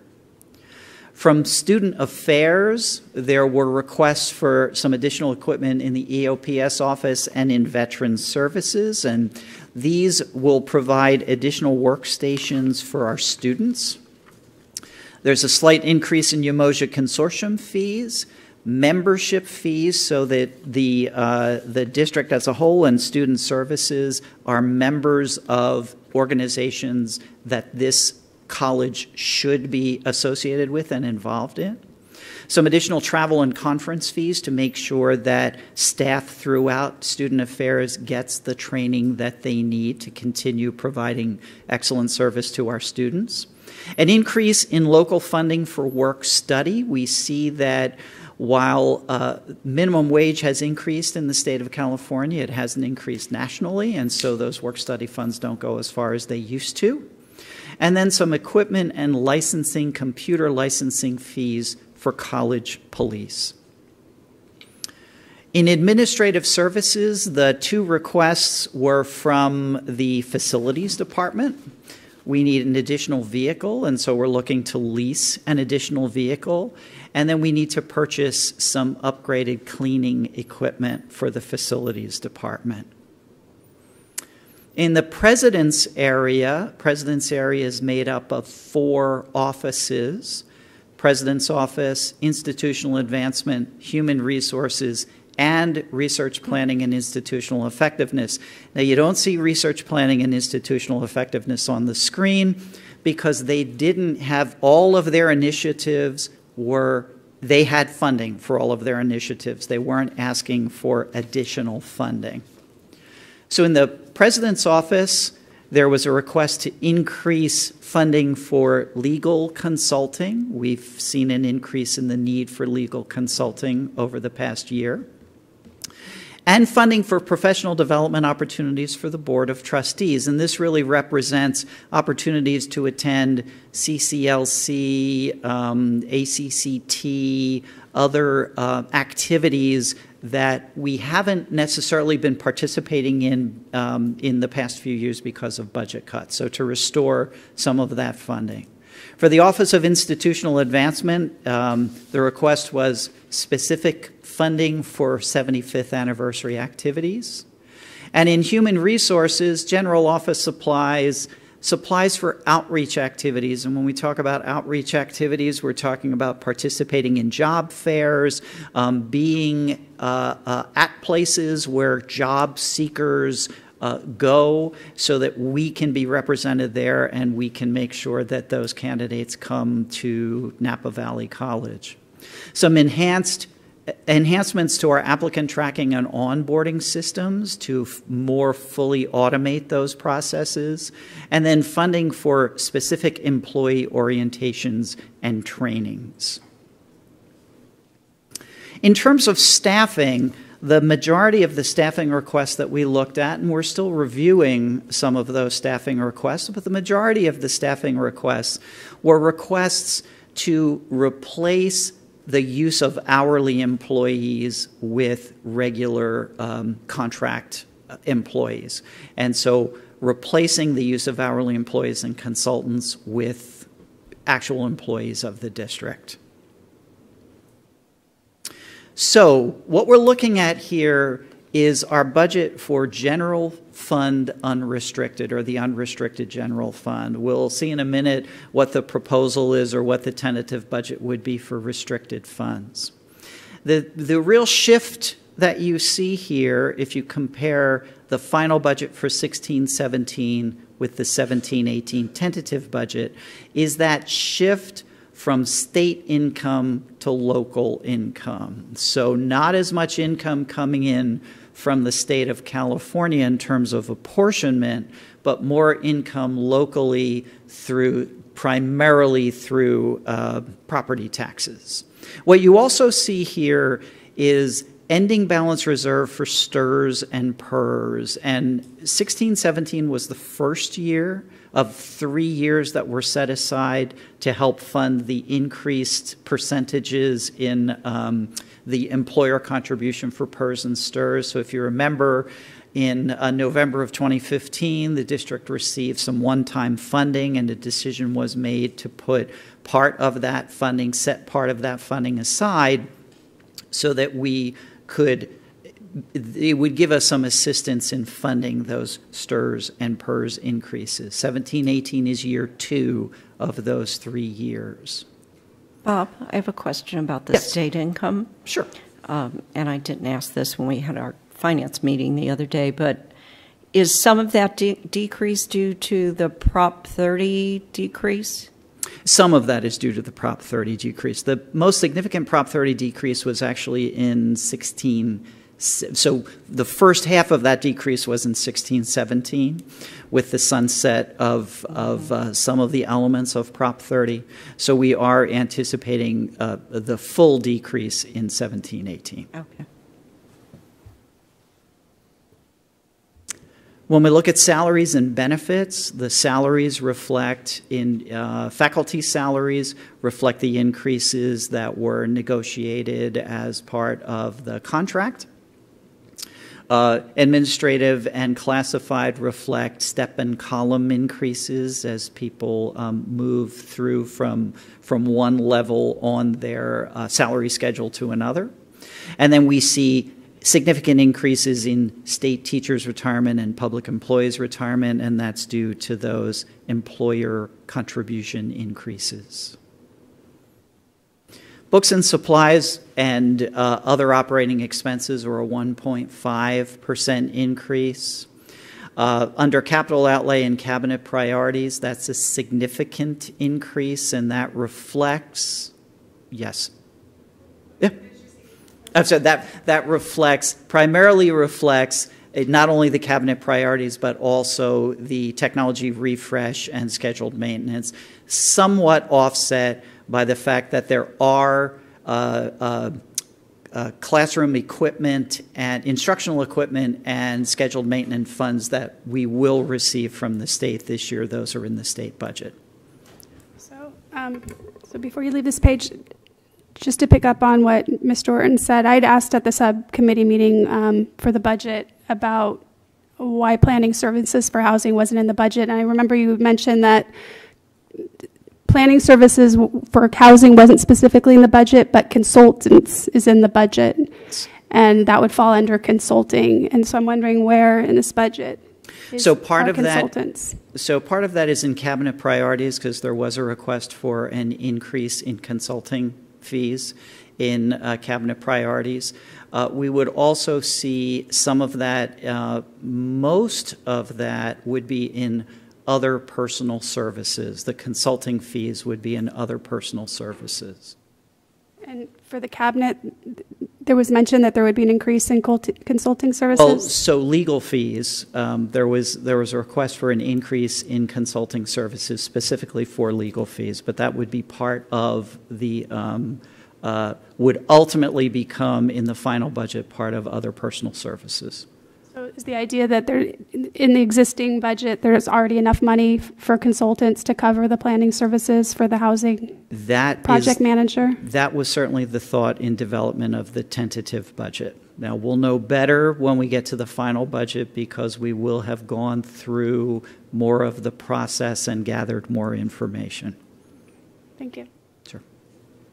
The other thing I want to point out, because other outgo is always an area that raises an eyebrow, and really other outgo and interfund transfers, and then the GASB 45 liability. Most of other outgo refers to or relates to our GASB 45 or our other post-employment benefits requirements.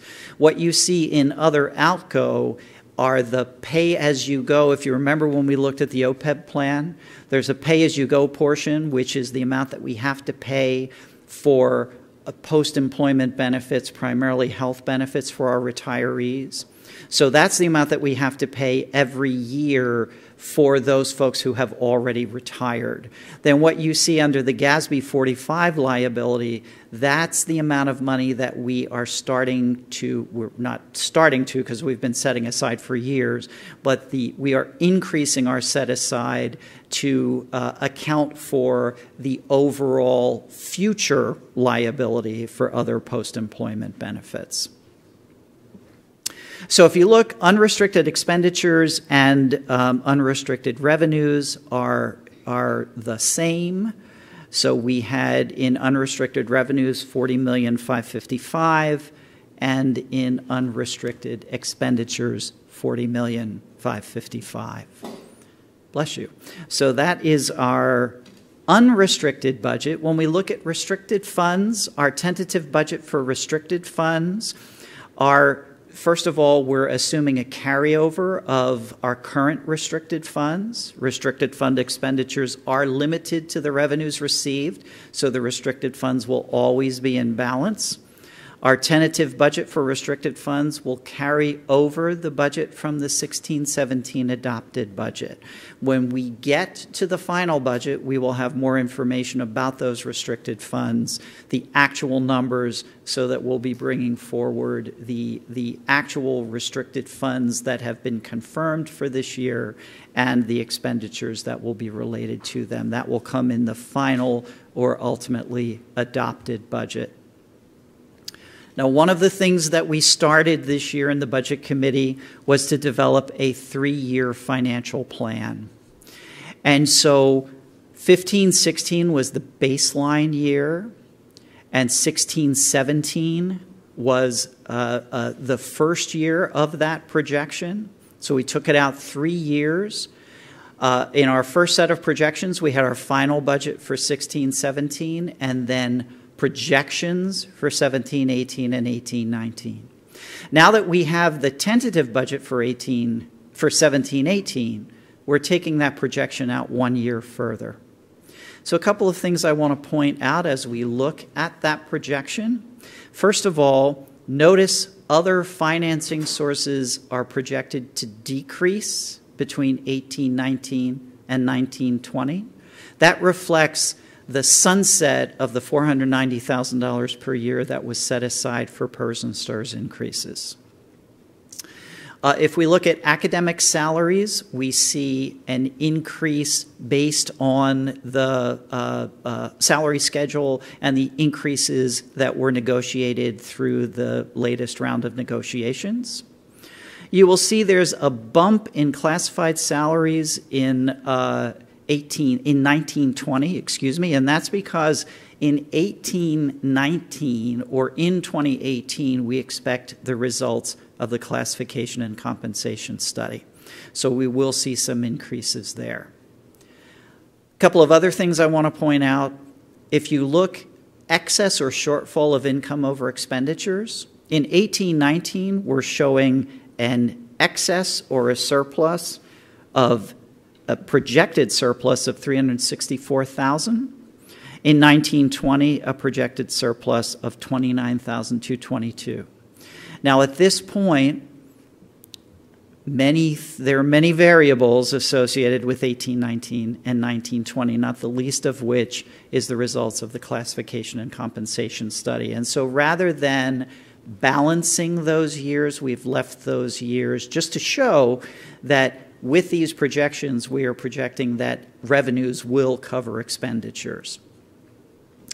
Finally, what I want to point out to you is the uncommitted fund balance. And you see our final budget for 16-17, that uncommitted fund balance was almost $5.6 million. And when we talk about uncommitted fund balance, what that means is that these are the funds that we have in our fund balance that we haven't made any plans for.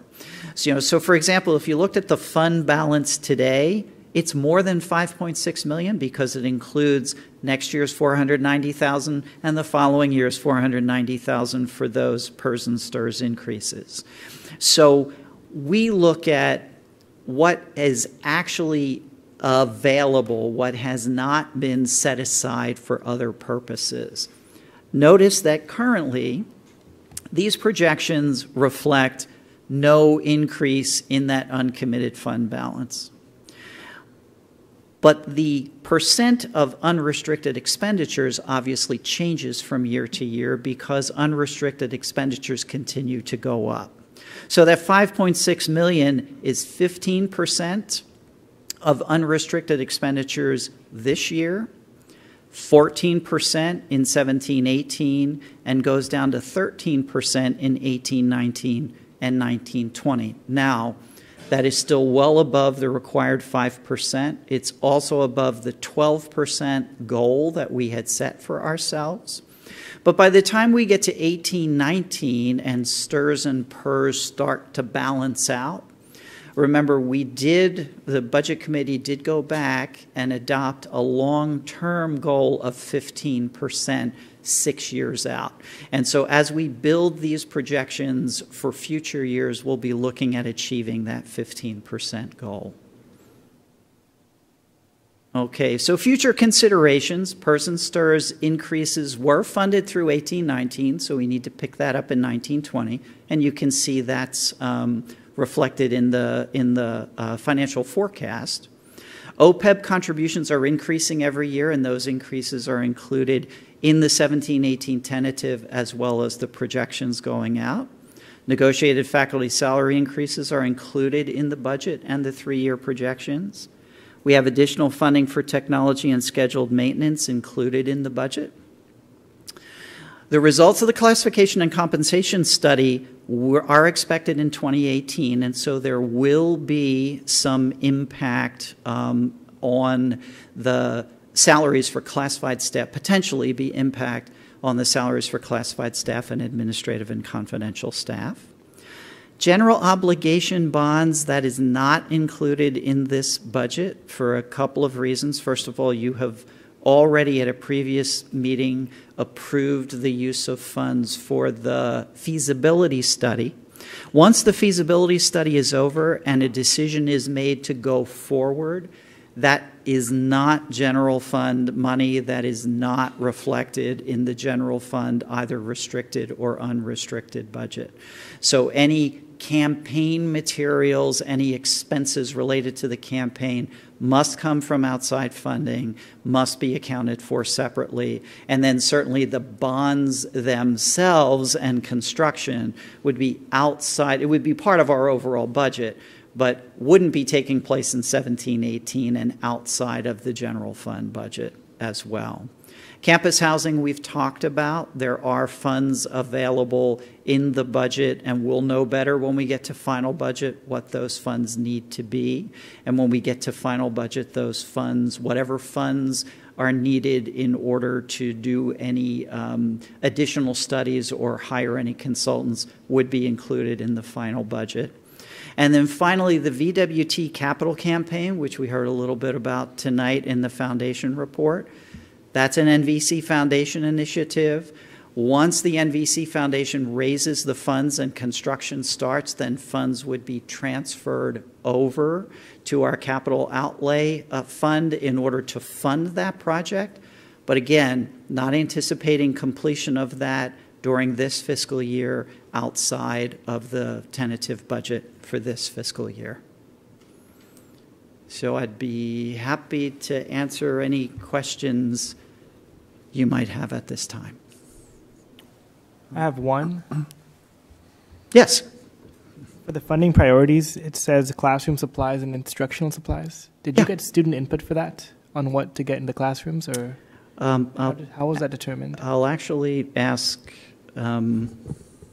Eric to address that, since it came from the Instruction Council. Yeah. So this came through in our area. So the unit plans that are developed out of the instructional area come from the faculty initially that are in the department. So those are the full-time teaching faculty, the program coordinators that are working directly in the classroom delivering the instruction.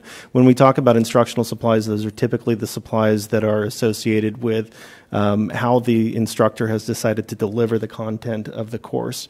This does not include classroom equipment and things of that sort. So an example of a type of classroom supply. So I'll draw on my former discipline in being in the studio art. So we have to have paper and charcoal to do demonstrations for our students. So there's a small amount of funding that we need every year for instructional supplies, and that's more related to what the teacher is required to have in the classroom to teach the content of the course.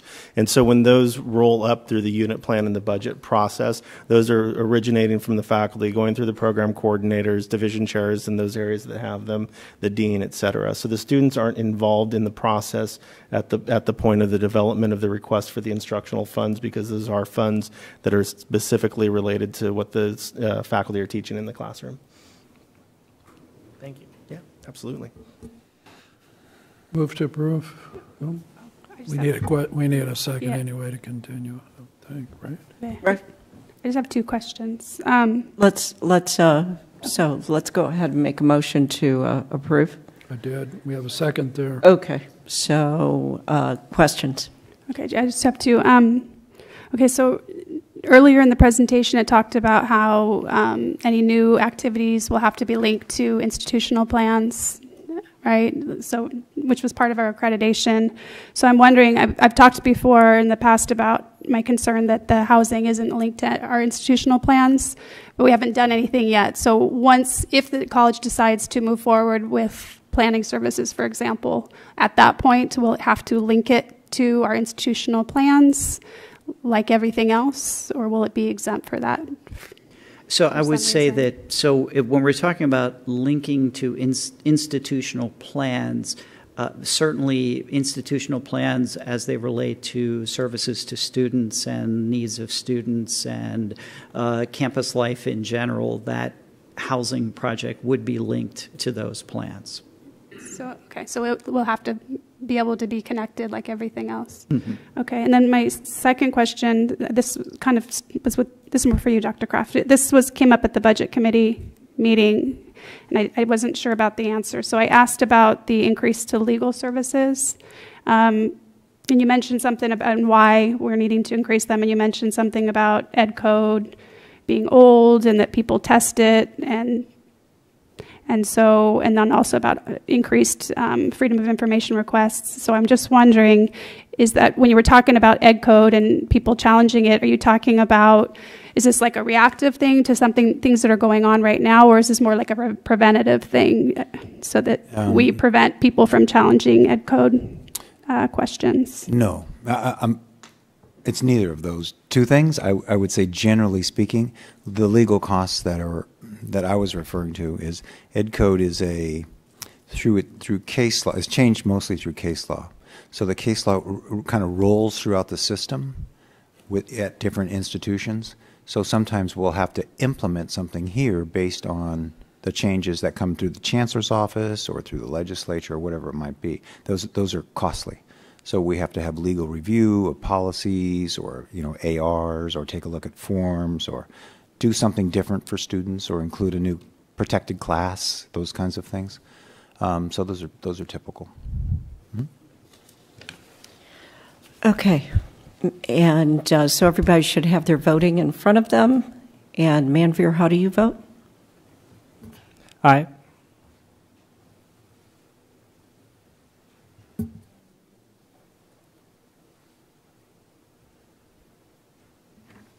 Passed unanimously. Thank you. And I would like to propose a brief 5-minute break. That'll be 8:12. So we're back at 8:12? Mm-hmm. Okay.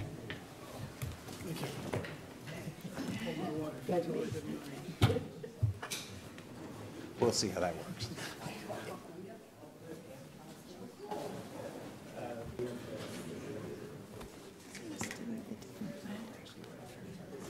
You didn't, or you did? I did. Yeah. They came in black. They're kind of okay. Because the recommendation. I almost want to take one of those like on the high. Oh, up there? Oh my God. It's like a loose mattress, Would it help if you lower it just a tiny bit? Sometimes it's like you're building. Oops. Yeah. So there's no. They didn't fill in that field, and that's the field that feeds that field. Okay. That's why I was saying if you write what's recommended correctly, you can just change it slightly.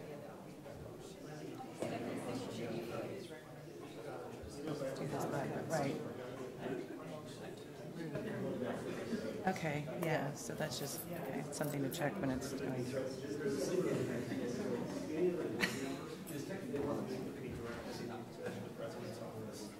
Okay.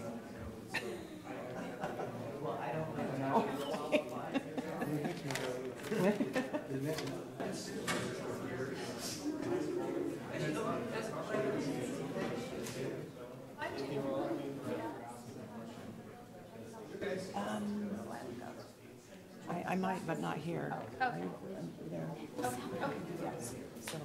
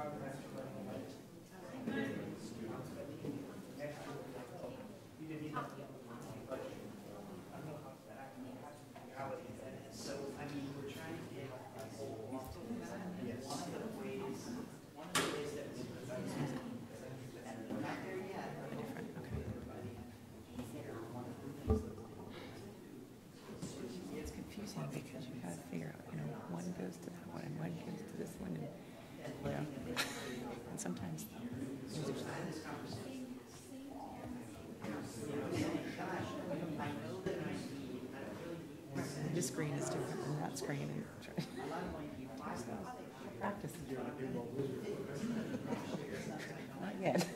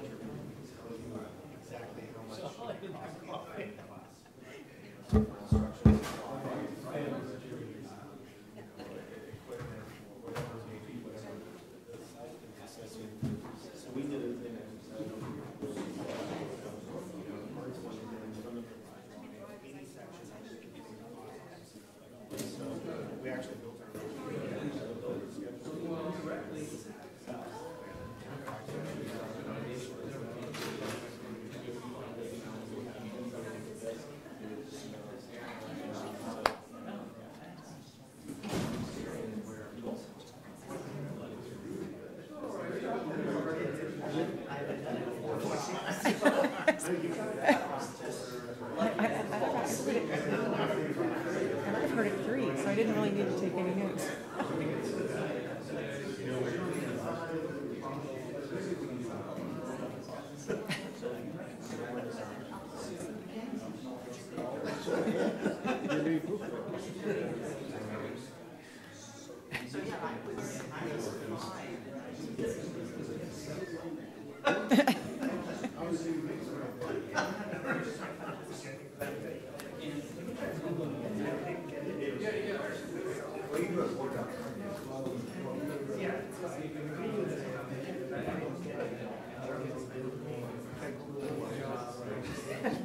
Marion, when you have a process and it breaks down, then you have to do.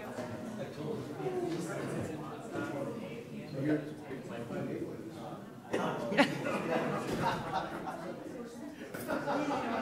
that quickly. Thank you for your understanding.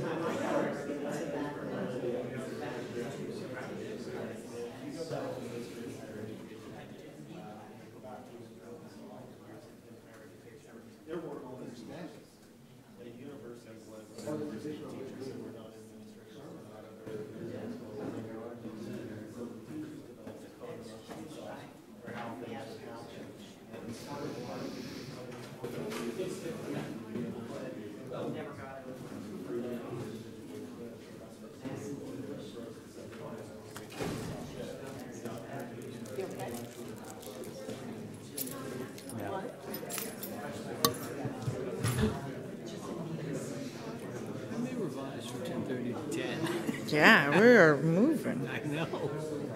So 9:30 is possible.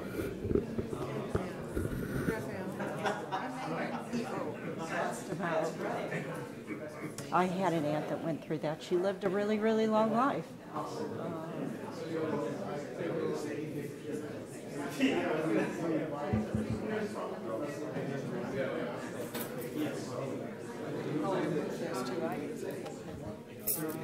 Raphael's last name is Manzo. Manzo.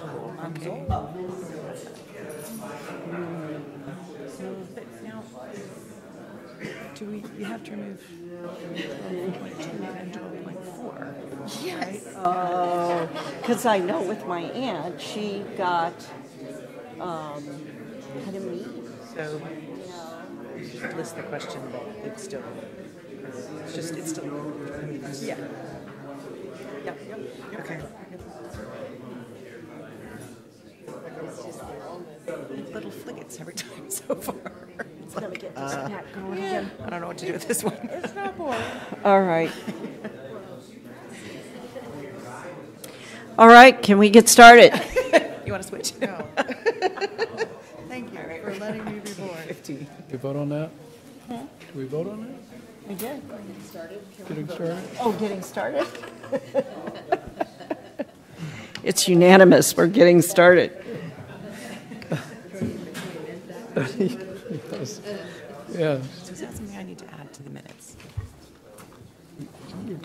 Okay. There was a break. Yeah. So we are to 14.6, Proposition 30, Education Protection Account Spending Plan.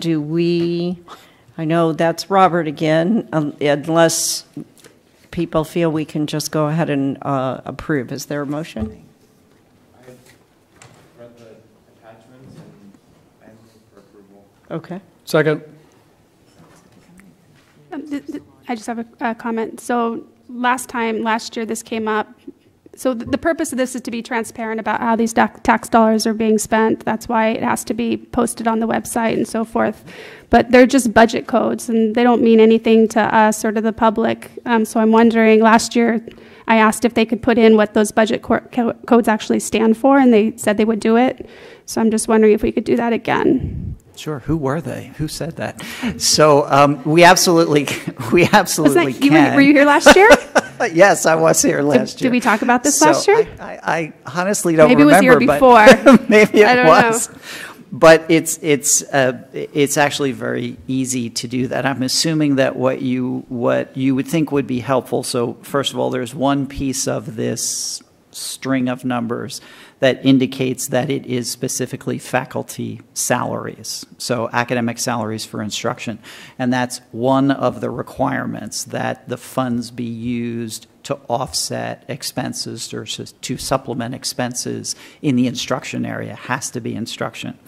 And then there's another piece that identifies what discipline these particular codes are in. So what we see here is a mix of health occupations, language, and science and math. Okay, thank you. So we could add those in? Yes, we can. Okay, thank you. And your voting should be up there in front of you. At Manfair, how do you vote? Aye.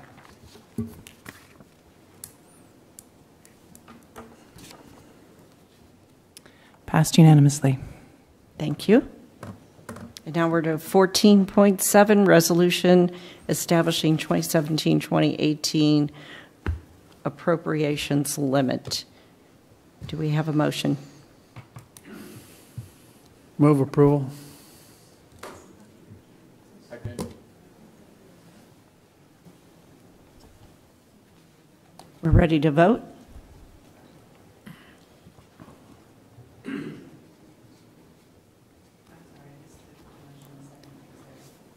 It was Michael first and Iverson second.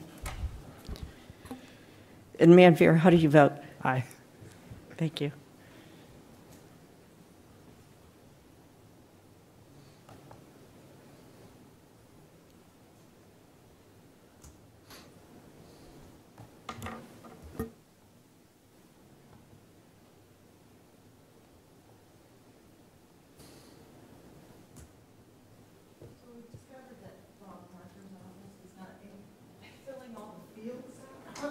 Uh-oh. Shame on you, Mom. Wow.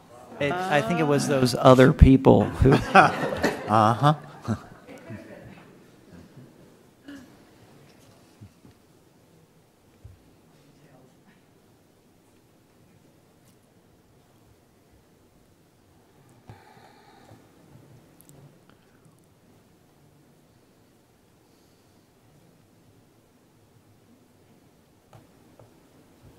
Did I ask Manveer on that one? Manveer, how do you vote on that? 14.7. Aye. Yeah, you had already asked me on that one. Passed unanimously. Thank you. 14.8, 5-year capital outlay, construction plan, and district order of priority. May I see a motion to approve? Move approval. Second.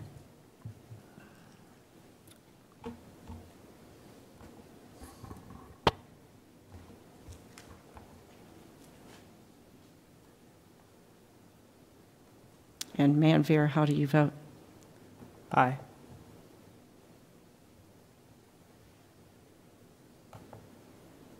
Just a quick question, not regarding anything, but would these be similar priorities on general obligation law? What you see here reflects what's in the current facilities master plan. So, yes. We just saw that somewhere.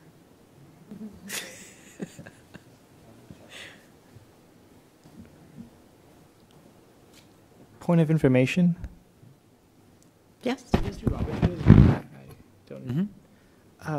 there's no budget for this, but we approved a plan. I just wanted to get a background on that and what this means. Sure. So we are required on an annual basis to submit to the State Chancellor's Office what we would construct if funding was available for that construction. And so it does two things. First of all, it lays out the goals in our facilities master plan, but it also puts us in queue. You'll notice that there are 2 projects listed there that say state/local funding. And so those are the projects that we could qualify for state funding for, state matching funds for. So it puts us in the queue if funds are available for those state matching funds. Thank you. Does that answer your question okay? All right. So passed unanimously. Thank you. And 14.9, approval of special privileges for non-resident and foreign students. Move approval. Second, I do have a question.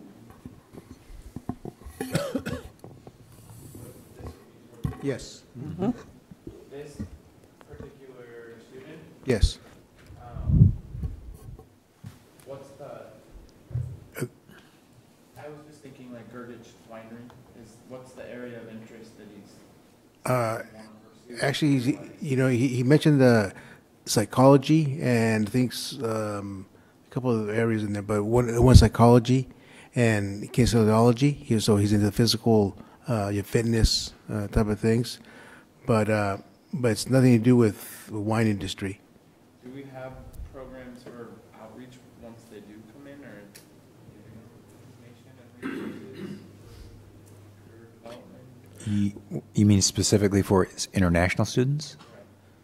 What we're doing now is that we have we offer students that apply to our college. We offer them an orientation. It's about 3 hours worth of orientation where we have members from the campus and programs share with them the information that's available to them, including the academic fields as well as the services. So we're trying to develop this program more than what it is now. I mentioned to Dr. Kraft that this fall we're accepting 33 students with possibly another 2 more, and that's about 7 more than we've had in the last 3-4 years. And so this is like a new, like it's a new start of a program that we want to expand and do more with. But this is one opportunity that we offer these students who are in a hardship situation, is to offer them at least 1 semester, 2 semesters, up to 4 semesters worth of fee waiver for the non-residency fees.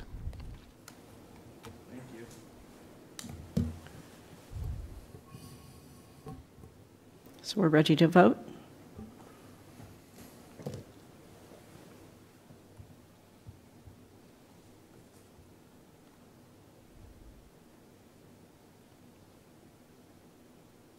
Never. How do you vote? Did we all vote? Did you already get all of our votes? Okay. Passed unanimously. Okay. All right, and then 14.10, emeritus request for Sandra Ross. Move approval.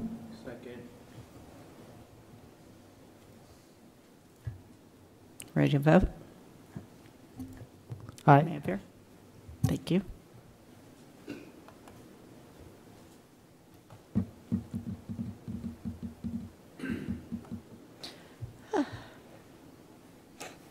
Yes.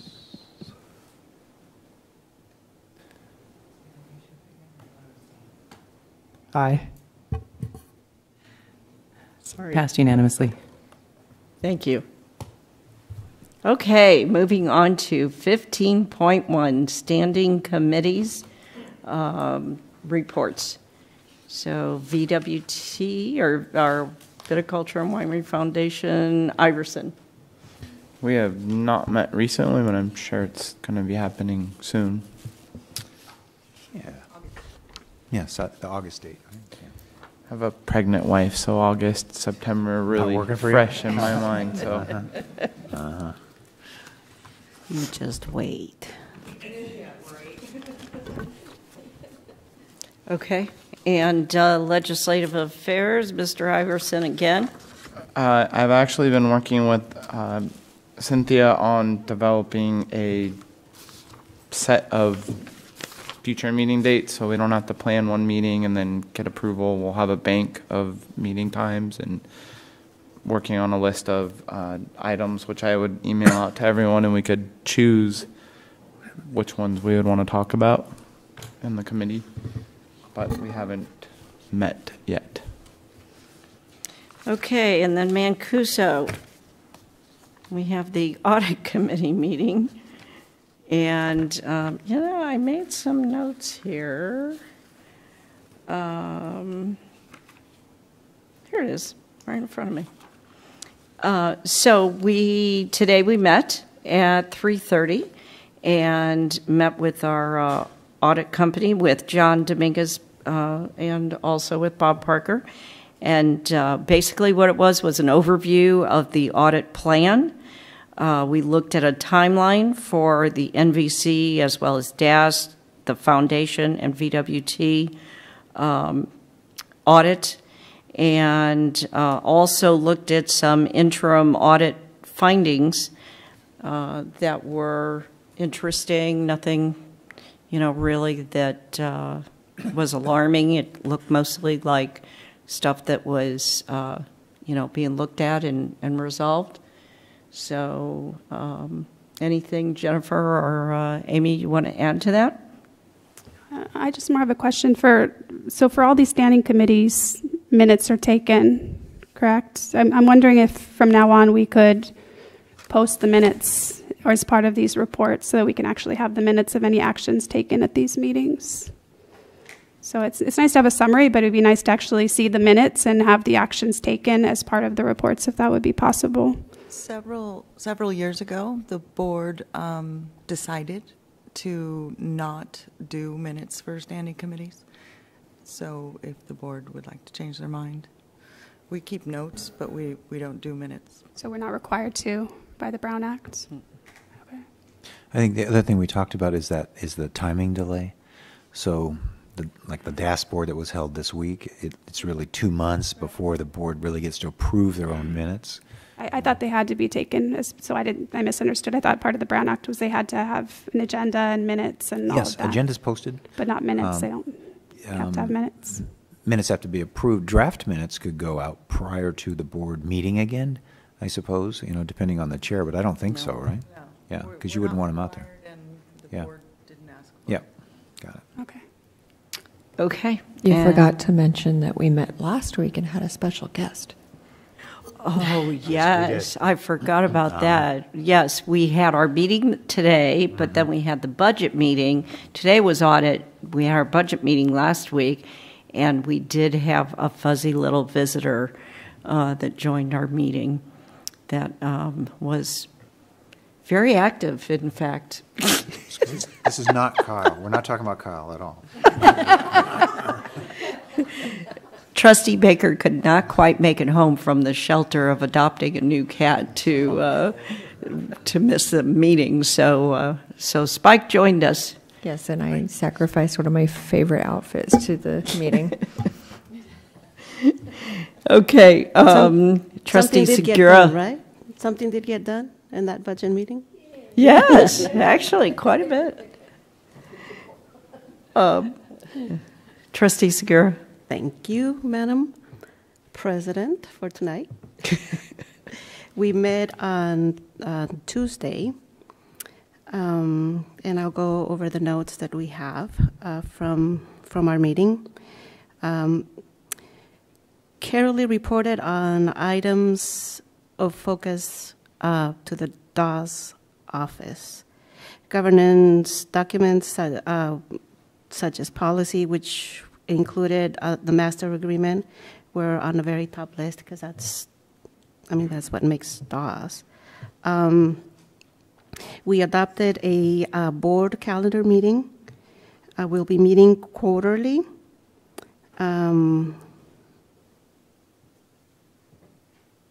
The meetings are coordinated with the district and auxiliary audit and tax return schedules. So our next meeting will be August 30th, 2017. We reviewed and approved a revised master agreement and policies and procedures. We made revisions to the master agreement, which included language on reimbursement procedures between the auxiliary and the district. Other sections of the master agreement were also clarified to be more consistent with board policy, the BP 3600. The revised agreement will come before the governing board in July, possibly with addendums addressing specific services provided by DAWs, and the board also discussed administrative procedures. We approved a set of policies that were both required for compliance and a best practice for keeping reporting and other requirements clear. So that would be part of your concern. We approved an appointee to the DAWS board from the Napa College Foundation. And guess what? We get to keep Mr. Hardy. So he's with us. He remains with us. Third quarter financial reports were presented and approved. A tentative budget based on last year's budget was approved and will be refined in the fall through a final budget. I'll keep item number 4. Keep in mind that this will come to us for final approval, and that's the resource development. We approved 3 arrangements between DAS and local entities. One was to allow the Office of Student Life to receive food from Canvey, the local food bank, to stock the on-campus food bank. And I do have to say that Canvey has agreed to not charge the college for any items taken from them. So they're totally free. Nice. For our students. We approve a statement of intent to negotiate a lease for shared use of baseball fields and facilities with the Napa Silverados. And the third one was a renewal of a long-term facilities lease to Napa Broadcasting. The lease will come to the board on our July meeting. And we also received an update on selection process for the new caretaker at the Mount Veeder property on Dry Creek Road. Thank you. That was a very nice, detailed report. We had you get the star. Gold? Gold, whatever color you want. Okay. Ad hoc reports, 15.2. We first have real property asset management. Mr. Baldini? I'll defer to my colleague, Iverson. We did meet, and we discussed, it had been proposed on moving this from an ad hoc committee to a standing committee, and after meeting and discussing that for quite some length, it was agreed upon that it wasn't the right time because we aren't getting enough. I mean, there's no one requesting meetings that often to really justify making it a standing committee yet. So we did discuss some of the similar issues that we've been kicking around in these board meetings for a while, which was the affordable housing, possibilities with the wine train, and also the baseball team, Silverados. Thank you. Are we? Next, board meeting management. We have not met. I have an email all prepared with an attachment to send to Trustee Baker and Trustee Segura, and I will get that to you right away, and we'll meet before the next meeting. In looking at the ARs, I think there certainly is room to add some details, and I've looked at some information from other community colleges that I think might be helpful in our next meeting. So we'll schedule that. Yes. I want to, in response to what Trustee Iverson said, I want to move to bring that item, to place that item on the agenda for the board to decide if it should be a standing committee or not. Because I don't agree with the definition of what constitutes standing and temporary. So. Well, my understanding is that this committee was looking at use of current lands and stuff, which once they review that, it could be a done deal. Yeah. So anyway, I'd just like to see if I would move that we bring that up to the board to decide and to look at the definition of what constitutes standing and what constitutes temporary to decide if that should be standing or temporary. I'd like to make a related comment. I don't really know whether or not it should be standing or ad hoc, but I still don't feel like we've ever really pinned down what the actual charge of this committee is and getting it in writing. So that I would like to see. Was just doing my report, which was based off of notes. I'm curious as to why you two have an issue with it being an ad hoc committee. Well, it doesn't sound like I don't have Trustee Baker does. I don't have an issue with I think what she's looking at is that when we did the meeting management committee, we created a little mission statement, right. But I thought you guys did too. Problem is, we can't really be discussing it because it's not on the agenda, but I would like an opportunity to discuss why I think it should be a standing committee, and that's why I would like to put it on the agenda. We're discussing. Well, we're discussing the issue, and it's not on the agenda. It's a report, so he should just report, but I would like to see it come back and be an agenda item so we could actually discuss it, and I could explain why I feel it should be a standing committee. Fair enough, but I think we do have a process in place for putting topics on the agenda. It's not working, it'll come up in my report. I don't think you like me interrupting you in your reports either, so touche. Okay.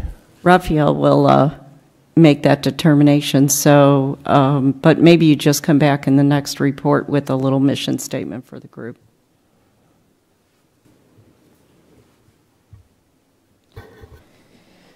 Okay.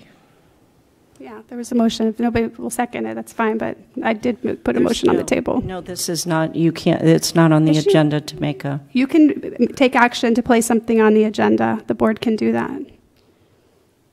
Let me first ask if the rest of the board believes we need to do that. I would defer it back to Raphael as board chair. He made the decision to establish it.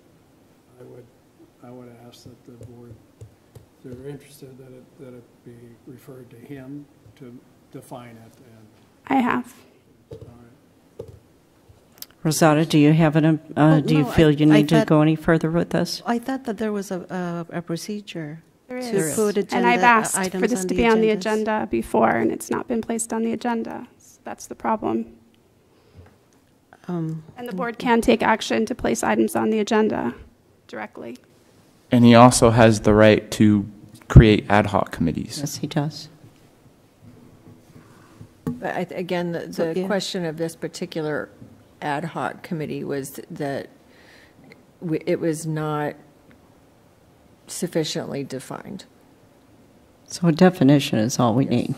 Well, a definition that we all So can we, which is what will make you, which was what you'll make you happy. can we share the definition with all of us, or with Rafael, or with whomever it needs to be, and decide whether the definition, because when it was created, Yeah, yes, we because it created doesn't based on appear, something. yeah, it doesn't appear the rest of the board. Right, and so Yeah, I'd say, just to put a cap on it, I'll address Raphael and make sure that he understands the need here, and there has been some language that he has developed already on the ad hoc committee, so I think he's already fully ahead of the curve. thank you. That's a good idea. Yes. May I offer one thing? I'm sorry, Mr. Orton, it's not appropriate Wasn't on timing. the agenda to be discussing it either. Yes, thank you.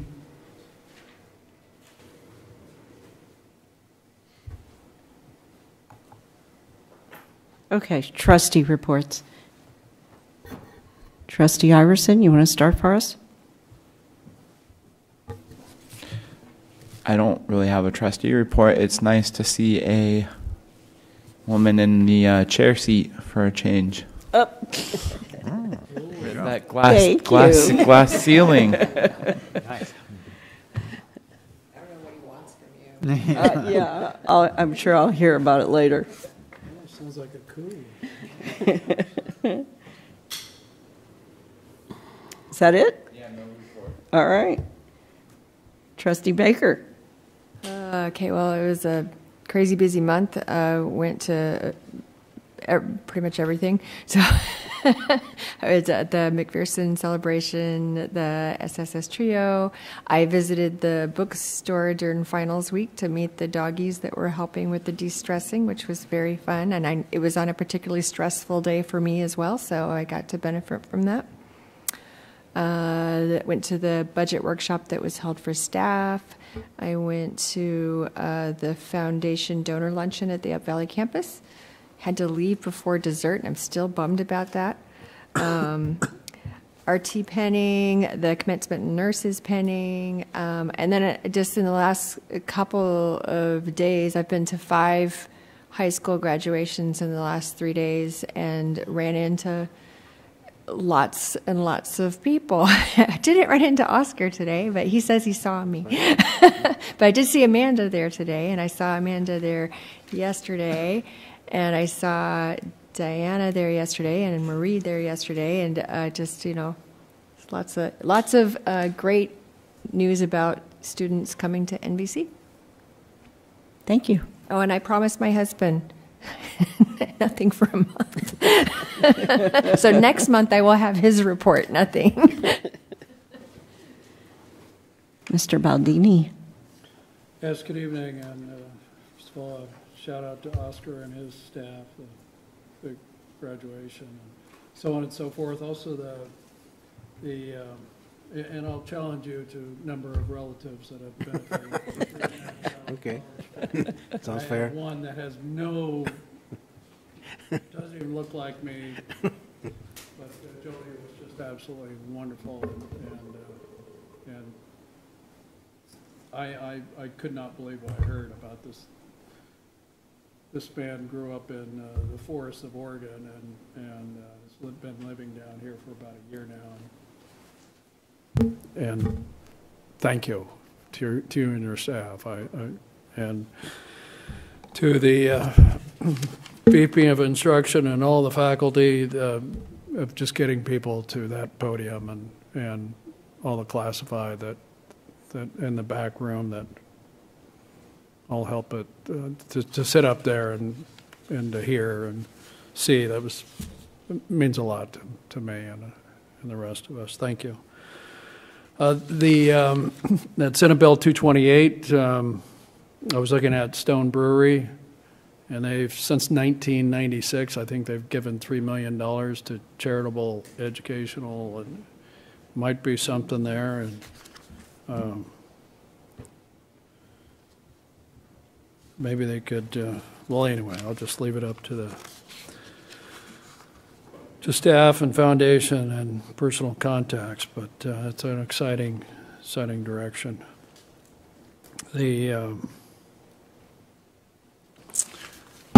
What else? I'll turn it back over to Madam Chair for a day. You've done It's a like great Queen job. for a Yes, day. yes. For those old enough to remember that. Yeah, I remember. Thank you.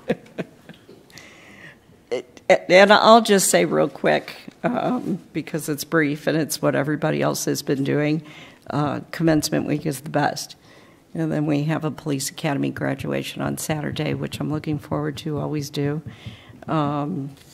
But I especially enjoyed EOPS and Puente and Trio to see it's so inspiring just to hear the stories of what people are able to achieve and how much we help them do that.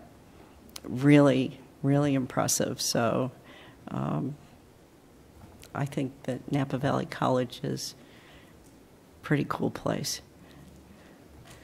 Manveer, do you have a report for us? So this is my first board meeting. I enjoyed it. It's quite the experience. I look forward to gaining more legislative experience, which is one of the reasons why I joined this board. As student trustee, I haven't done much. It's been a few weeks. I attended commencement.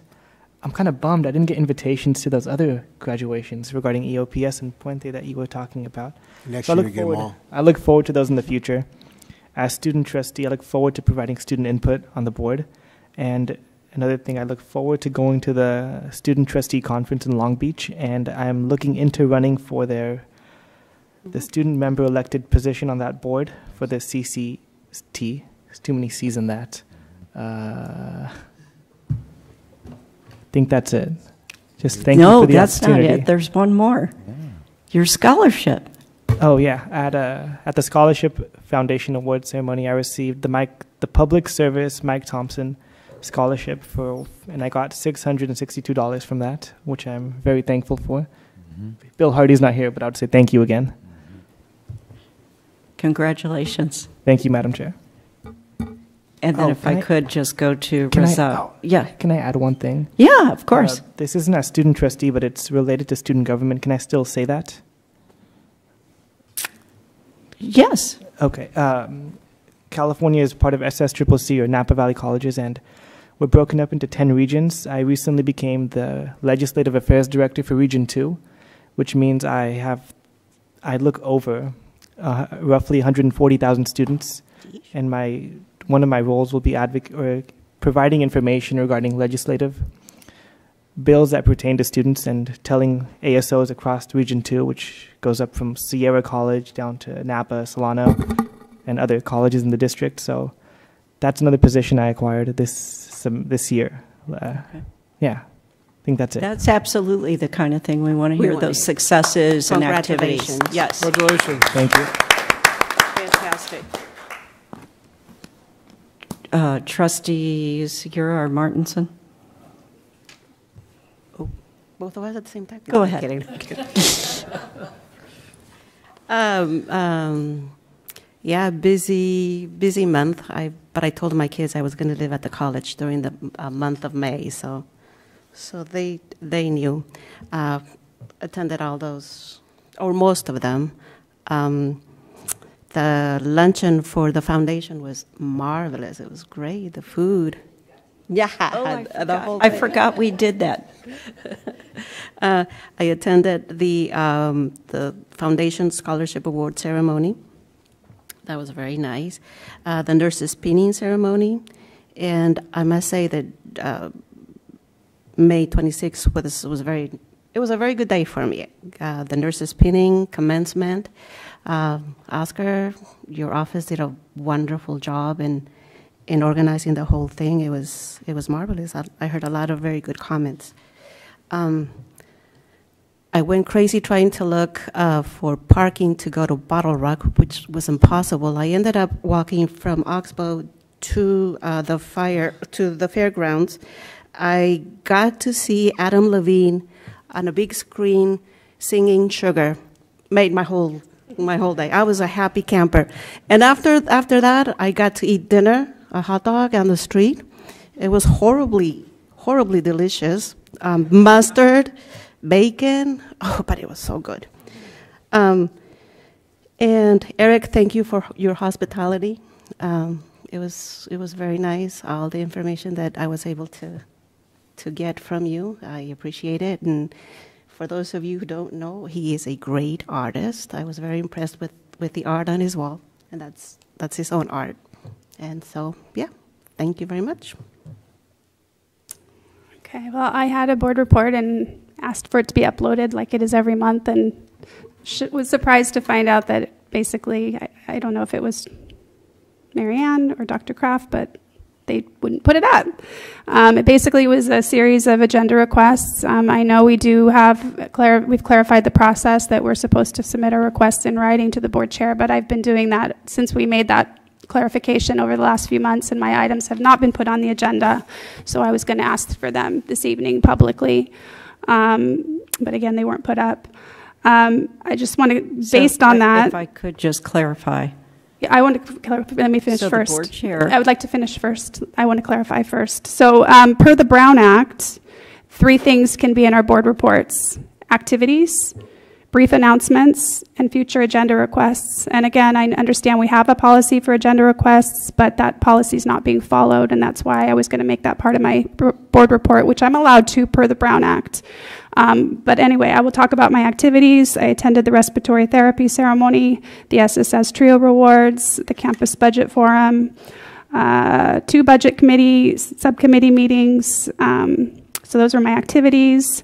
I don't have any announcements, but I do have some agenda requests. I already mentioned one, the standing committee. I'd like to see that on the agenda. The RFQ for campus housing, because again, it was very different than what we requested or what we approved. I would also like BP 3600 on auxiliary organizations on the agenda because it's out of date. And then lastly, district legal services. I'd like the board to talk about having our attorney present at our meetings in the future. Thank you. Okay. Just to let you know, BP 3600 is almost done with its constituent review and will be coming to the board and is in need of. It's in process. Yeah. Thank you. Thank you. Okay. I think that's everything. We don't have any reason to go back into closed session, so. Unless, did you want to, Chara, or no? Chara's the. Yeah. Your food is like laying on the table there. It's ready to go. So at 8:52, yes, Manveer. Can I make a quick comment before we adjourn? Yes. It is in my opinion that most of the college does not know who you people are. And I would like to have some sort of event once the fall semester commences of like a meet your board so people know who you are. I like it. Because looking at the size of the audience, it looks like most people don't know who we are. So just to throw a thought in your head before that comes around, and if you'd be interested in something like that. Let's do it. All right. Thank you. Okay. So now it is 8:53, and meeting is adjourned.